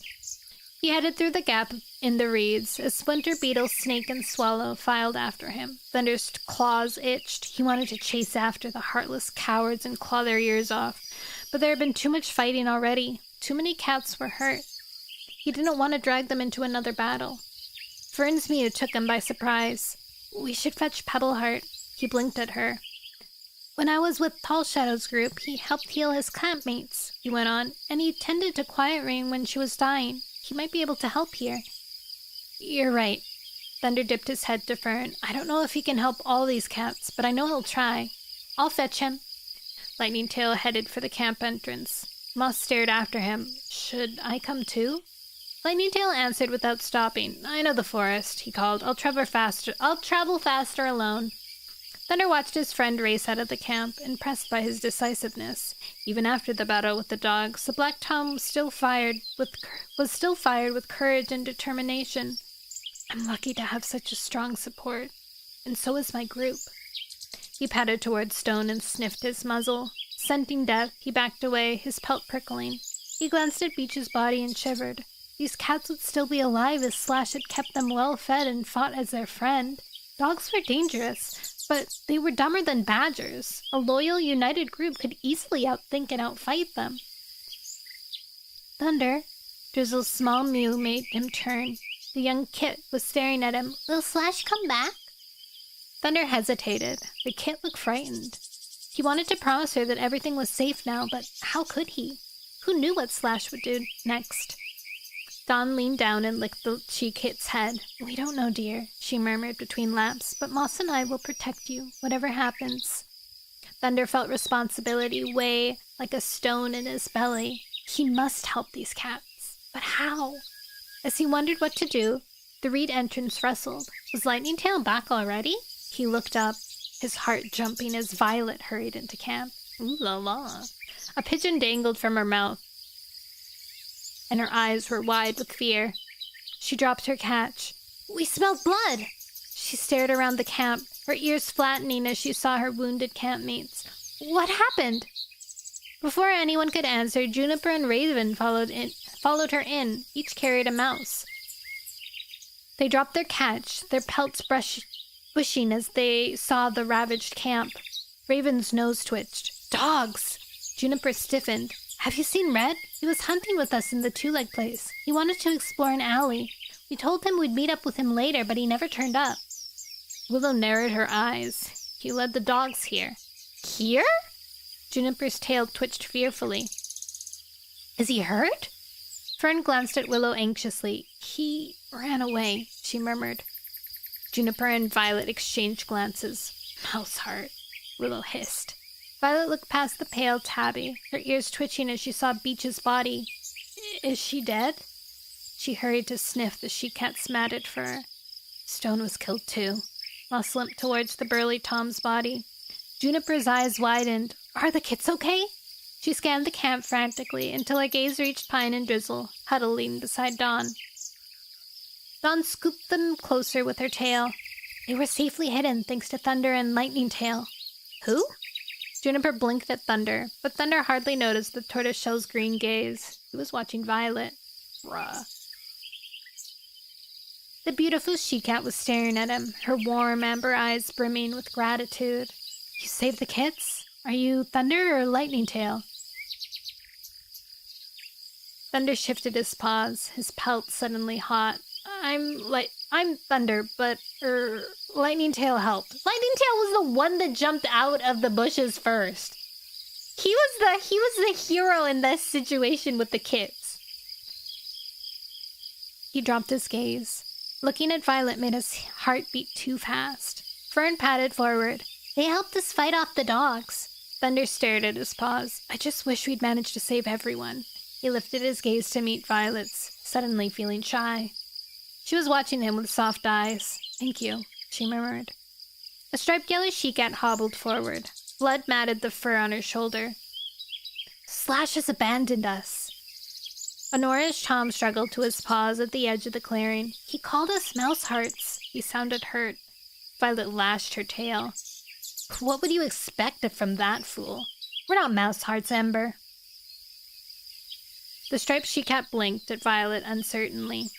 Perhaps we should have tried harder to fight off the dogs. Bee! Violet patted towards the she-cat and sniffed her bleeding shoulder. Look at you! Look at you all! You must have fought with the courage of eagles. Bee glanced at her anxiously. But Slash is gone. What are we going to do now? Violet lifted her chin.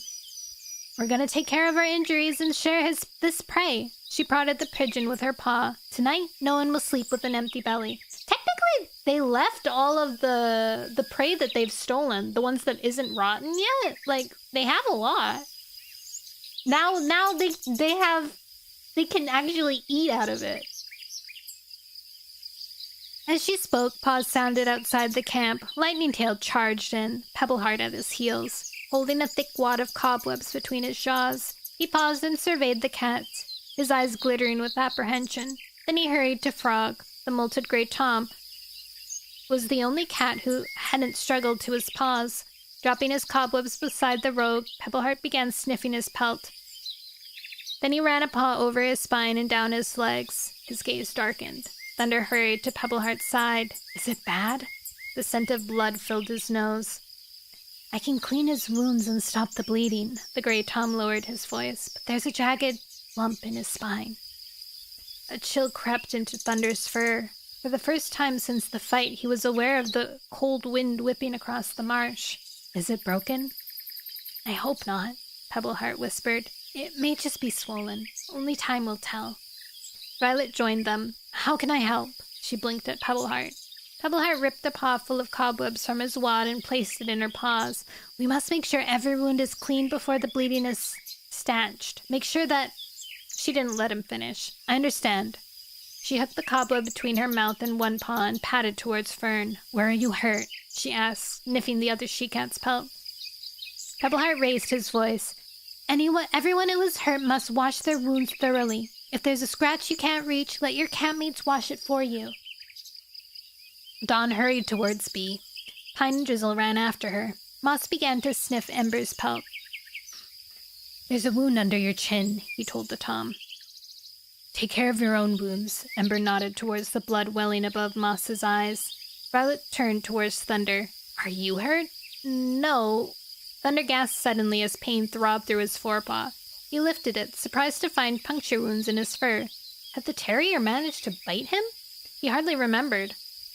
Violet hurried towards him. Dog bites can turn nasty. She sat down, lifted his forepaw between hers, and began to gently clean his wound with long laps of her tongue. Thunder snatched his paw away, his pelt burning. Thunder stared at him in surprise. I'm sorry. Her ears twitched anxiously. I was just trying to help. Hello! Welcome! Sylvia? Step right up, bookworms and spellcasters.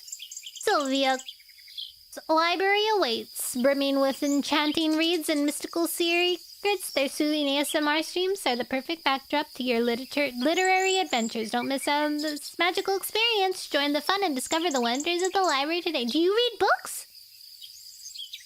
Hello! Thank you for the follow, Yumday! Hi, Romeo! Thank you so much for the raid! Sometimes! What were you ASMRing about? What if you were a librarian of ruins? Juice! I think they has got a lot of normal books. Ruina? I don't know what that is. Welcome in, everybody! My name is Nono Noelle. I'm the Grand Marshal of the Pop Club Parade. We travel the world spreading hope and joy! Today we are reading Warrior Cats. Oh, a game! I see. We're reading Warrior Cats. So if you're a librarian and you have little librarian people, little bookworms with you, this is perfect! Usually people like to sleep or do chores or play games while I read Warrior Cats. So welcome in. I hope that your stream was lovely. If you have to head out, please feel free if you want to stick around. My arms are open for hugs. Hugs and kisses.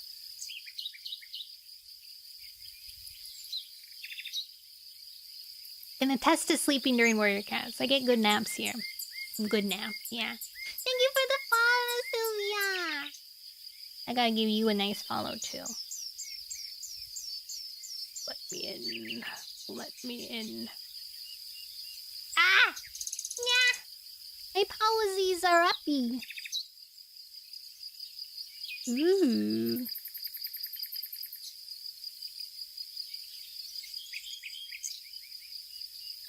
One day I'll get like an actual ASMR kit and then I'll read Warrior Cats through that.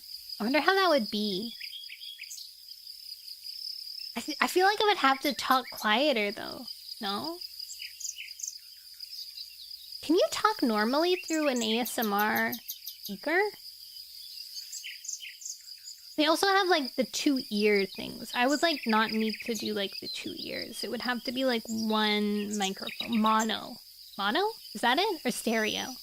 I can't remember. One of those. Anyways, I'm gonna continue reading. Thank you again for the raid. Where was I?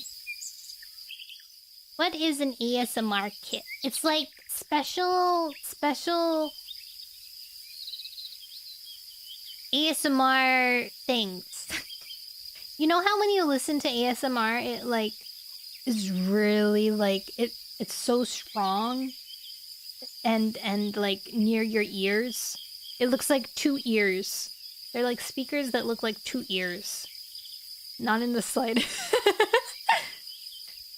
But I would need one that isn't 2 ears. Unless I like have the 2 ears and then I like talk in between the ears. But I don't know if that would like catch the speakering quite well. And if I did like a growl, what would it be like? These are the questions I don't have answers to. I think I would need to borrow somebody's ASMR speaker and then try it out. Alright, continuing.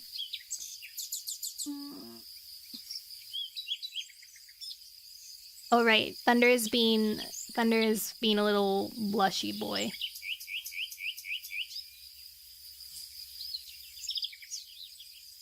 Violet stared at him in surprise. I'm sorry.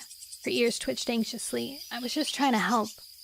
Thunder's tongue seemed to twist into knots. I can do it, he mumbled. Violet shrugged. If you like. She turned to Lightning Tail. Are you hurt? Lightning Tail shook his head. Not a scratch, he told her. But I've always been lucky. What a cool boy. Pine and Drizzle huddled close to Dawn as the Queen watched a wound behind Bee's ear. Pine was staring towards the camp entrance. Drizzle crouched so close to her mother. She was almost hidden beneath the Queen's orange and white fur. Rain was beginning to fall from the gray, heavy sky. Thunder's heart twisted as he saw fear in the kid's eyes. What if Slash did come back? And what about the dogs? Now that they knew there was a rogue camp here, they might return. What if they were part of a bigger pack? He glanced around at the wounded, undernourished cats. They were in no state to defend themselves from another attack. You can't stay here, he murmured. Violet jerked her muzzle towards him. What? This camp's not safe anymore. Thunder met her gaze solemnly. You need to find a new home. Violet blinked at him through the thickening rain. And where exactly are we supposed to go? Is it that good? The speakers? Yeah. Thank you for the lick check-in. Chapter 14. Rain battered Greywing's face as he hurried after Lightning Tail. The Black Tom had raced into the moor camp, breathless and soaked to the skin. Greywing had tried to pursue him to shelter until he dried off, but Lightning Tail had shaken his pelt and begged to see Windrunner. She's hunting with gorse fur, Greywing had told him. Then you must come, Lightning Tail had puffed. The rogues need our help. The rogues? Greywing had stared at him in disbelief. His thoughts still whirled as he chased Lightning Tail into the pines. The Black Tom was already racing down the slope towards the Thunder Path. Greywing's chest tightened, and he slowed, nodding reassuringly to Lightning Tail as the Tom looked back anxiously. I must pace myself. I can't collapse now. Thunder needs me. How could the rogues need help? Only a few days ago they'd attacked his patrol. Lightning Tail had babbled something about dogs and Slash and the camp being unsafe. Had Slash abandoned his campmates and left the marsh? Hope sparked beneath Greywing's pelt. If Slash was gone, perhaps life on the moor could return to normal. No extra guards, fewer hunting patrols. They could sleep soundly in their nests once more. Lightning Tail stopped beside the Thunder Path and waited. As Greywing skidded to a halt on the wet grass beside him, a monster pounded towards them. When it shot past, Lightning Tail stepped in front of him, blocking the spray from its spinning paws. Greywing felt a prickle of irritation. You don't need to protect me. He raced around the Tom and broke into a run, racing over the slick stone path. He kept running until he reached the shelter of the pines on the other side. Greywing was relieved to be out of the rain. Only a few drops penetrated the thick needle canopy. Lightning Tail caught up to him and shook out his fur. Greywing smoothed the rain from his whiskers, stiffening suddenly as a thought struck him. Is Fern okay? She's wounded, but not badly. Lightning Tail set off through the pines. Pebbleheart's there. He'll take care of her. Greywing leaped a dish, and as they reached it, were many cats hurt? Most of them, Lightning Tail told him. 2 are dead. Dead? Must have been a horrific attack. Where did Slash go? Lightning Tail shrugged. I don't know. Why did he leave? Did the dogs drive him out? No, Lightning Tail told him. He abandoned his campmates after the attack. Greywing's pelt prickled with shock. Abandoned them? They were glad to see him go. At last! Satisfaction warmed Greywing's belly. Fern would be free now. Is Slash alone? Lightning Tail shook his head. Beetle, Splinter, Snake, and Swallow went with him. Greywing's heart sank. Slash wasn't as isolated as he hoped. What if he returned to terrorize his campmates once more? We need to get the others away from the marsh as soon as we can. But where could they take them? The rain was easing by the time they reached the marsh camp. The dark, soggy afternoon was sliding quickly into evening. As Lightning Tail led Greywing through the entrance, Greywing stared at the gloomy clearing. His paws prickled with shock. Holes in the camp wall showed where the dogs had crashed through. The rain-soaked earth smelled of blood. Cats huddled in the shelter of the marsh grass at the edges. They gazed warily at Greywing as he entered. He dipped his head. My name is Greywing, he told them. I've come to help. Fern patted from a drooping clump of reeds. Greywing, Her eyes were hollow with exhaustion. Did Lightning Tail tell you? Slash is gone. I know. Greywing touched his nose to the young she-cat's head, relieved to find her well. How are you? She drew away. My sister's dead. She blinked at the molded she-cat lying at the edge of the clearing. Beach was her sister? Oh, that's messed up. Thank you for the sub, Shadow and Amber. Do you think Slash is what started the aggressive rogues that Scrooge said? Oh, that'd be cool. But that's like long time. That's like clan history type shindigs. Beam Clan checking in. How's it going, Nono Chat? Good.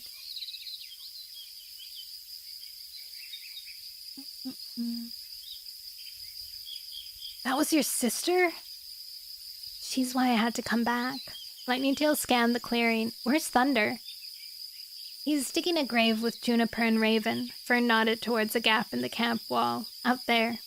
A pretty gray she-cat crossed the clearing to meet them. Black fur edged her ears and paws, and her amber eyes were warm. Are you Greywing? Greywing dipped his head in greeting. Yes. Thank you for coming. She stopped in front of him. I'm Violet. Thunder said you might be able to find us somewhere to stay. She glanced around at the battered camp. I don't think we're safe here anymore. Greywing's ears twitched uneasily. An orange Tom was huddled beside a tortoiseshell she-cat. He recognized them from the attack on the moor. Only a few days ago, he and his campmates had fought these very cats. Violet was still staring at him expectantly. He fumbled for words. I'll do what I can, he murmured. Turning his head, he gazed through the gap in the camp wall. I must speak with Thunder first. Of course. Violet padded towards the tabby she-cat and crouched beside her. The tabby was trembling, her eyes glittering with grief as Violet leaned close and lapped her cheek softly. Greywing was headed towards the grave when he recognized a gray pelt beneath the drooping clump of marsh grass. Pebbleheart! The young Tom was tending to another cat. He turned as he heard his name. A wad of cobweb hung from his jaws. He blinked a welcome at Greywing, then turned back to the wounded Tom. He's treating injuries, Fern explained. He's been busy since he arrived, cleaning cuts and bites and gathering cobweb to stop the bleeding. They are in safe paws. Greywing gave a purr. He wasn't surprised that Pebbleheart had helped the rogues eagerly and unquestioningly. He headed for the gap in the wall and hopped out of the camp. Stay with the others, he called to Lightning Tail. The Black Tom nodded. I'll guard the entrance. He followed a trail of crushed grass and churned mud until he saw Thunder's orange pelt, bright against the darkening sky. In a gap between the tussocks, the Tom was leaning over a hole, hulling the earth with his paw. Another Tom worked beside him. As Greywing reached the grave, he saw the tortoiseshell she-cat walk up to the edge and drop to the bottom, sinking paw deep into the mud. Then she scooped a paw full of mud and dumped it on the rim. Thunder pawed it away. The Black Tom next to him scraped peat from the side of the hole. Greywing glanced sadly towards the two bodies lying nearby. Their bony frames showed through their bed-wrangled fur. Rain streamed down their whiskers that would never twitch again. Thunder looked up as Greywing reached him. Thanks for coming. He straightened, wiping his muddy paws on his belly fur. Wait, that image is so not a cat thing. I'm like, he straightened up, wiping his paws on his muddy belly fur. That's like he's sitting up on his back legs and wiping his paws like a person. Is Slash really gone? Greywing asked. For now, Thunder told him. But we need to bury these cats and get the others away. Who knows if he might come back. I remember thinking that when I read it. I'm glad you paused too.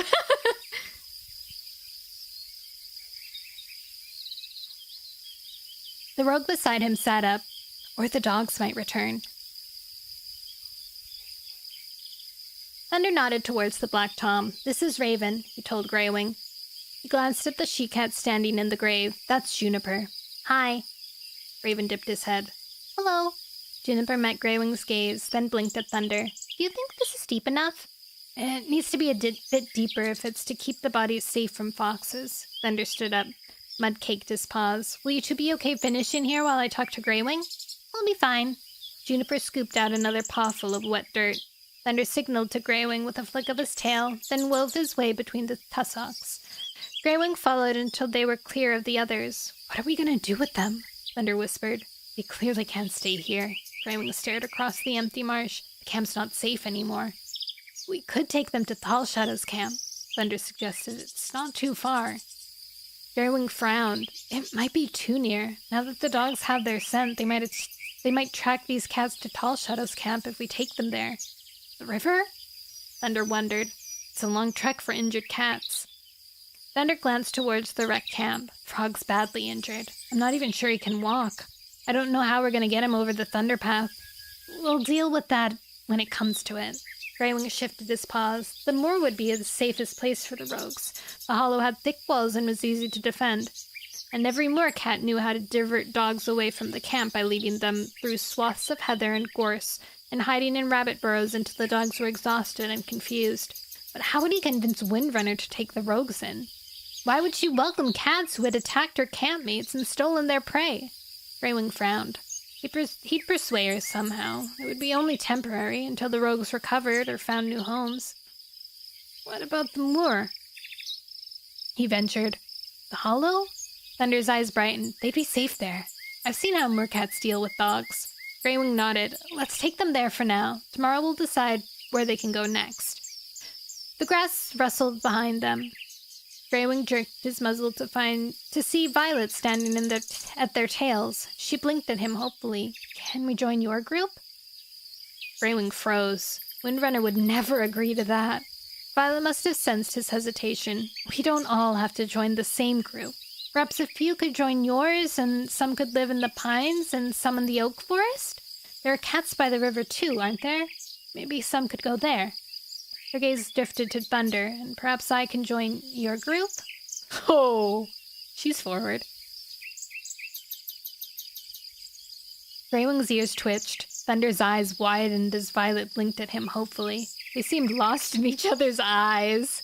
But then Thunder spoke. "I'd have to speak with my campmates." His fur rippled self-consciously. "But I'd like you to join our group." A burst of happiness spread over Violet's features before she dipped her head shyly. "Thank you." "Thunder!" Juniper called beyond the tussocks. "We're finished." "I'm coming," Thunder called back. He blinked at Greywing. "Is it decided? We take them back to the moor tonight, then tomorrow we can see which groups will take the others." "Yes." Greywing nodded. It seemed the only way. But would Windrunner give these rogues shelter for the night? Why don't they go to the hollow that they had before? The one they lived in before they moved.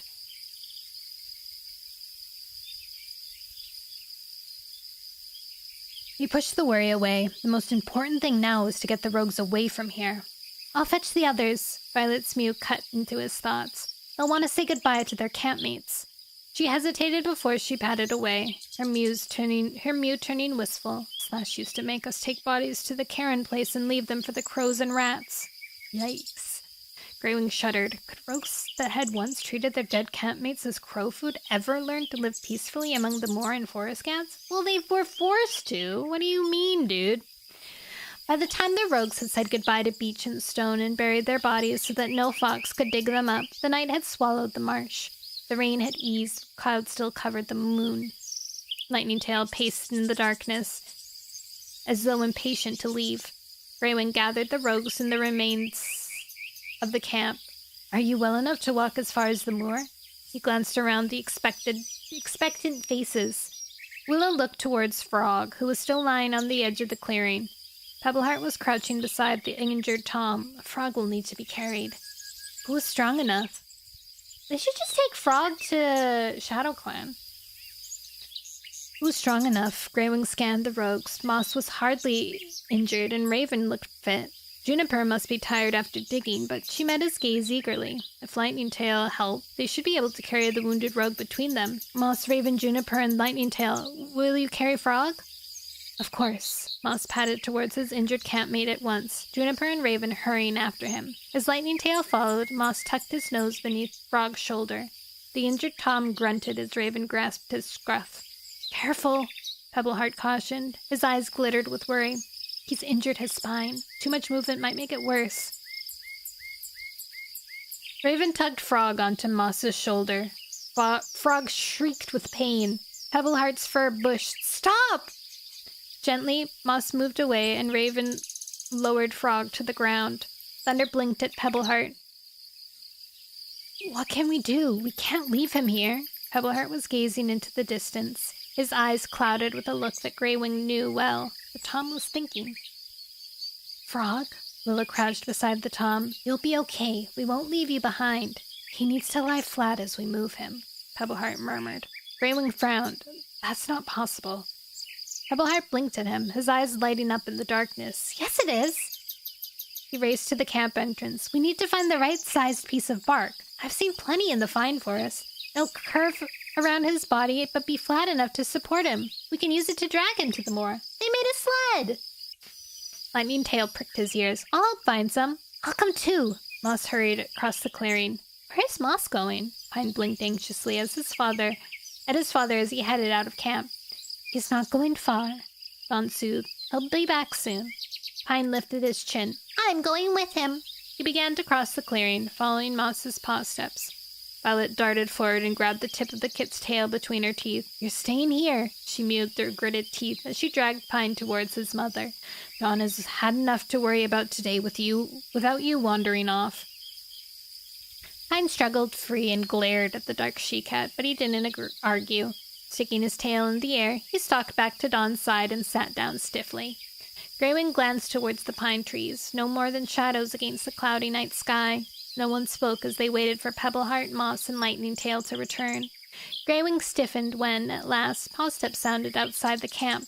He hurried to the entrance, then hopped back as Lightning Tail burst, tail first, into the clearing. He was dragging a piece of bark in his teeth, while Moss and Pebbleheart pushed the other end with their paws. Greywing sniffed it as Lightning Tail let it drop beside Frog. The scent of sap was still fresh. It clearly had not been lying on the forest floor. The bark would be strong. Pebbleheart crouched beside Frog. We need you to move onto the bark, he told the Tom. It will hurt, but not for long. I can bear it, Frog grunted. Willow paced beside the injured rogue, her worried gaze on Pebbleheart. You'll be careful, won't you? Of course. Pebbleheart buried his muzzle into Frog's scruff and bit down. He blinked at Lightning Tail and Moss, and they hurried to help. Nosing Frog's hindquarters, they heaved him onto the piece of bark, while Pebbleheart guided his head. Frog grunted, his eyes sparkling with pain, then fell limp as they laid him into the curve of his bark nest. Violet patted around him, looking worried. Will we be able to drag it? Thunder puffed out his chest. There's only one way to find out. Leaning down, he grasped one corner of the bark between his teeth and tugged. The bark slid a little way over the ground. Juniper hurried to help, taking the other corner in her teeth. Between them, the two cats began to heave Frog towards the clearing. Greywing watched them hull through the entrance. The rogues limped behind them, a straggling trail of battered cats. His pelt prickled nervously. Would they really drag Frog all the way to the moor? No, there is no way you would be able to cross the thunder path. And what will he tell Windrunner when they arrive? Frog? Willow's anxious mew sounded from the head of the group. Greywing hurried past the rogues and stopped beside her. Above, the clouds were thinning. Stars were glittering through the gaps. They made their way onto the moor. The hollow was visible in the weak starlight, no more than a shadow on the hillside. Willow leaned over the bark nest. The rogue's body was slumped in its curve. He's not moving. Willow looked expectantly at Pebbleheart. The young Tom sniffed Frog's muzzle. He's still breathing, but very weakly, he murmured. Do something to help him! Willow's tail quivered. Greywing's heart twisted as he heard horror in her mew. Pebbleheart met her gaze. I can clean wounds and stop them from bleeding, but Frog's injury is inside. There's nothing I can do. Anger flared in Willow's gaze. But you got him this far! She glanced towards the hollow. We're so near. He has to make it. Frog grunted softly. Willow crouched beside him. Frog, hang on. We're nearly there. You're going to be okay. Greywing saw Frog's tail slide limply onto the ground. Willow hopped over the bark and tucked it neatly beside him. We're going to take care of you, Frog. Frog made no sound. Frog? Willow leaned into the nest and lapped at his shoulder urgently. Say something. Wake up. Stay awake. You can sleep when we get to safety. Pebbleheart placed his paw on Frog's flank. Greywing's heart lurched as shock darkened the young Tom's gaze. He looked at Frog and saw stillness beneath Pebbleheart's paw. Frog wasn't breathing. Frog! Panic edged Willow's mew. I'm sorry. Pebbleheart's mew was husky. He's dead. No! Willow backed away, her eyes wide. Well, we've officially gotten more cats dead than Omen of the Stars. Nothing has beaten into the wild, though.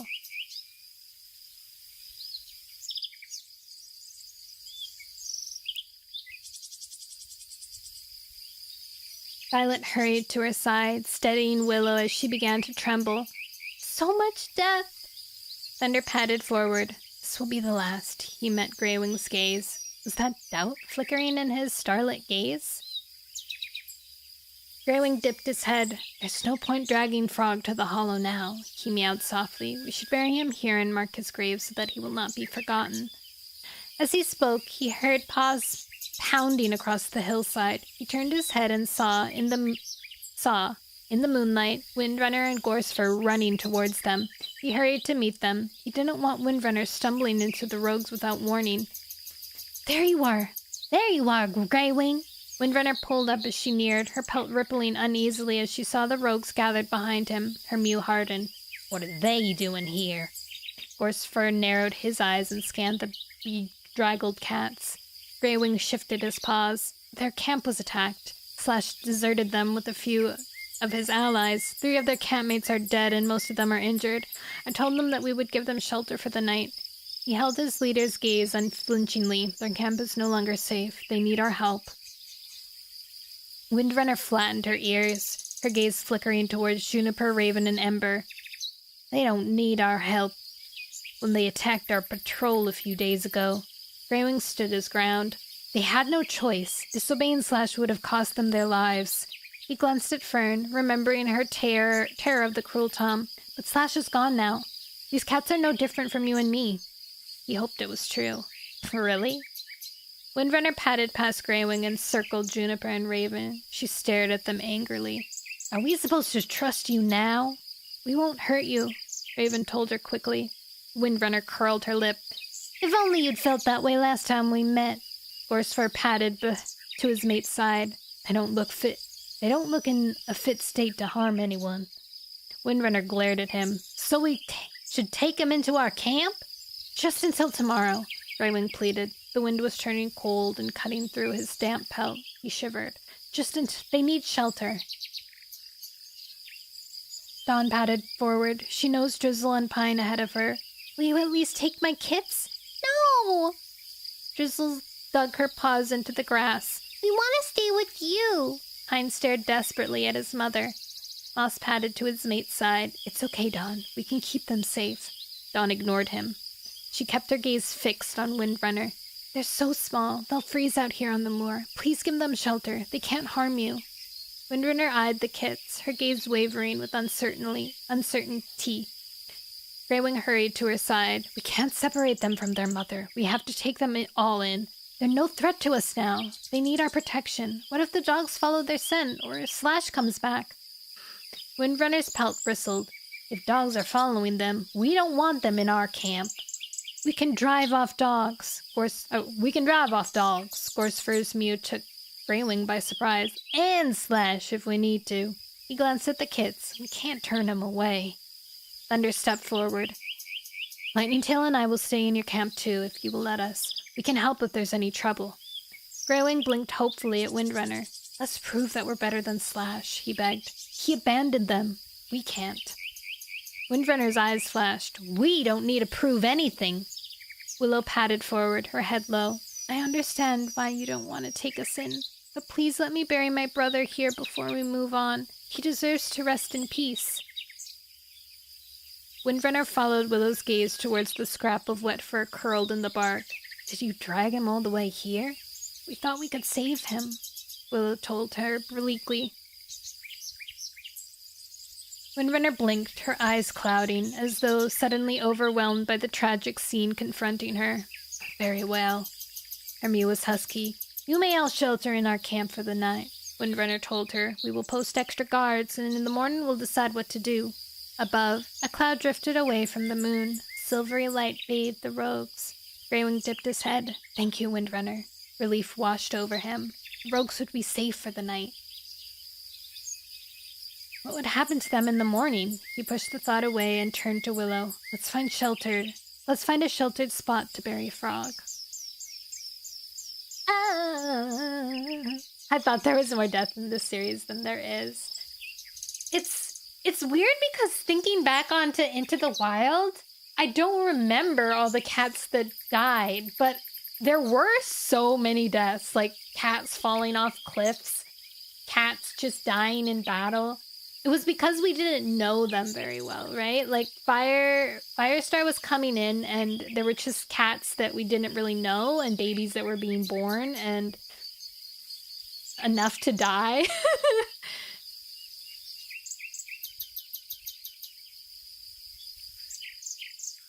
Sounds like Mufasa level wars. Yeah. There were a lot of cats. New prophecy. I am surprised more cats didn't die on the trip. But yeah, Power of 3 makes sense to me. There were some wars in Power of 3, weren't there?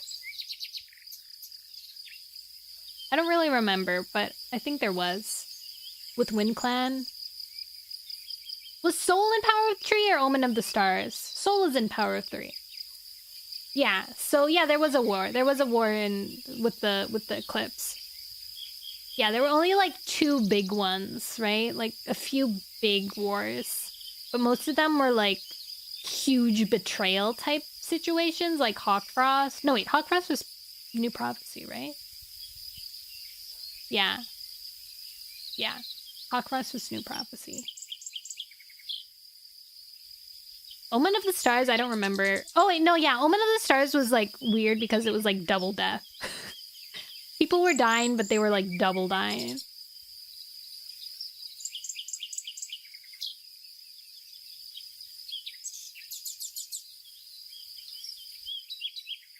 Dawn of the Clans. We have, like... Dawn of the Clans, a lot of the cats... Because we're making the clans, right? So we know all the cats, or at least we cats weren't there to begin with, except in in Windrunner's camp, the cats that had like kind of like made themselves there. Hola, hi Eric. Ooh. We're only 2 hours in. There's 1 hour left technically, but I'm so hungry. I'm getting a little dizzy. Hermy.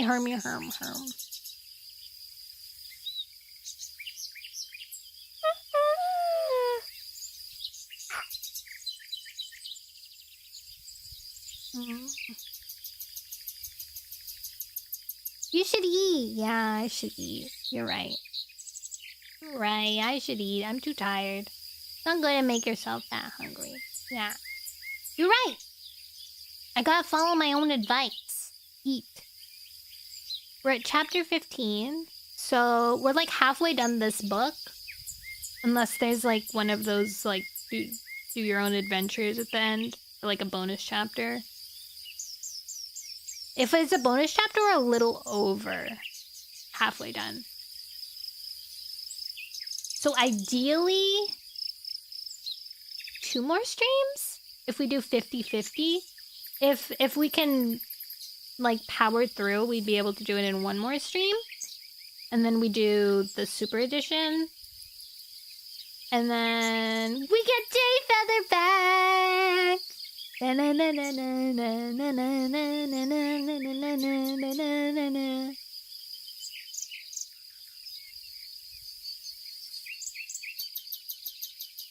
All right, tomorrow's stream. I think we were gonna do Arcana SMP because I haven't been on there in a while, but it might be a different game. I really want to play that zoo game. I think that might be a good final game to play before I leave. Or maybe a good coming back stream. Yeah, maybe actually it'll probably be a better coming back stream. I'll do the zoo voice game for the first stream back.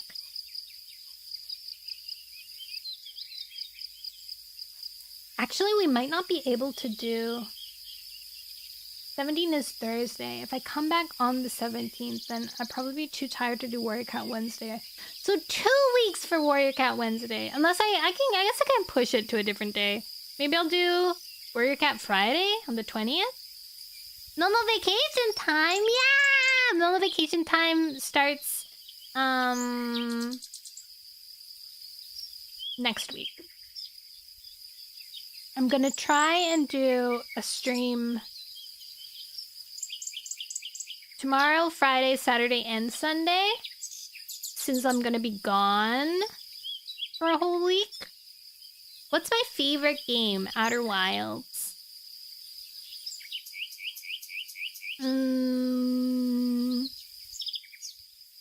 Yeah. But Story of Seasons Grand Bazaar was also a very good game. I like that one again. And Fields of Mystria. If someone asked me what's my favorite game, I just realized that I would never say a mobile game or like one of those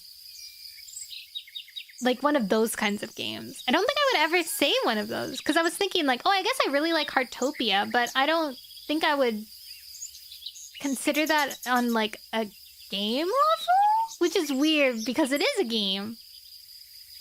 But when people say game, I imagine Legend of Zelda, Pokemon, like a good chunk solid game. But also, I guess I would consider League of Legends a game. Maybe it's the mobile aspect of it. Oh no! Oh my god, Maya's playing Fantasy Life. Just kidding, Maya's not playing Fantasy Life. Just kidding. She is playing Fantasy Life. Okay, let's...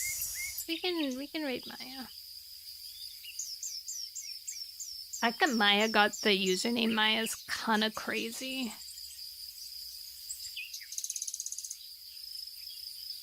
I think she just started Fantasy Life. Fantasy Life is also another very, very good game.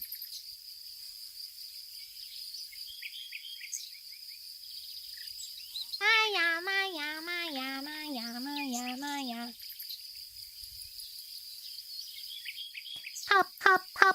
Poppin'. Hey, we reached the daily sub goal. Then resubbed. Oh, stinky behavior. Okay, guys, I'll see you tomorrow. We'll figure out what games to play soon.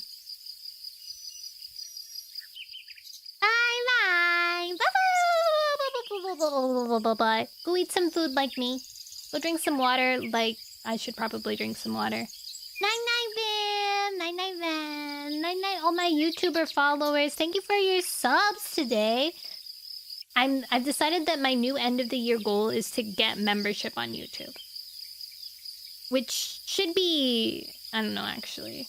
If I have a good YouTube short, I feel like I'd be able to get it quick.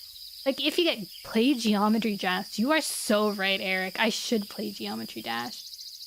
I was really bad at that game. Or Planet Unicorn. Robot Unicorn Attack. I love that game too.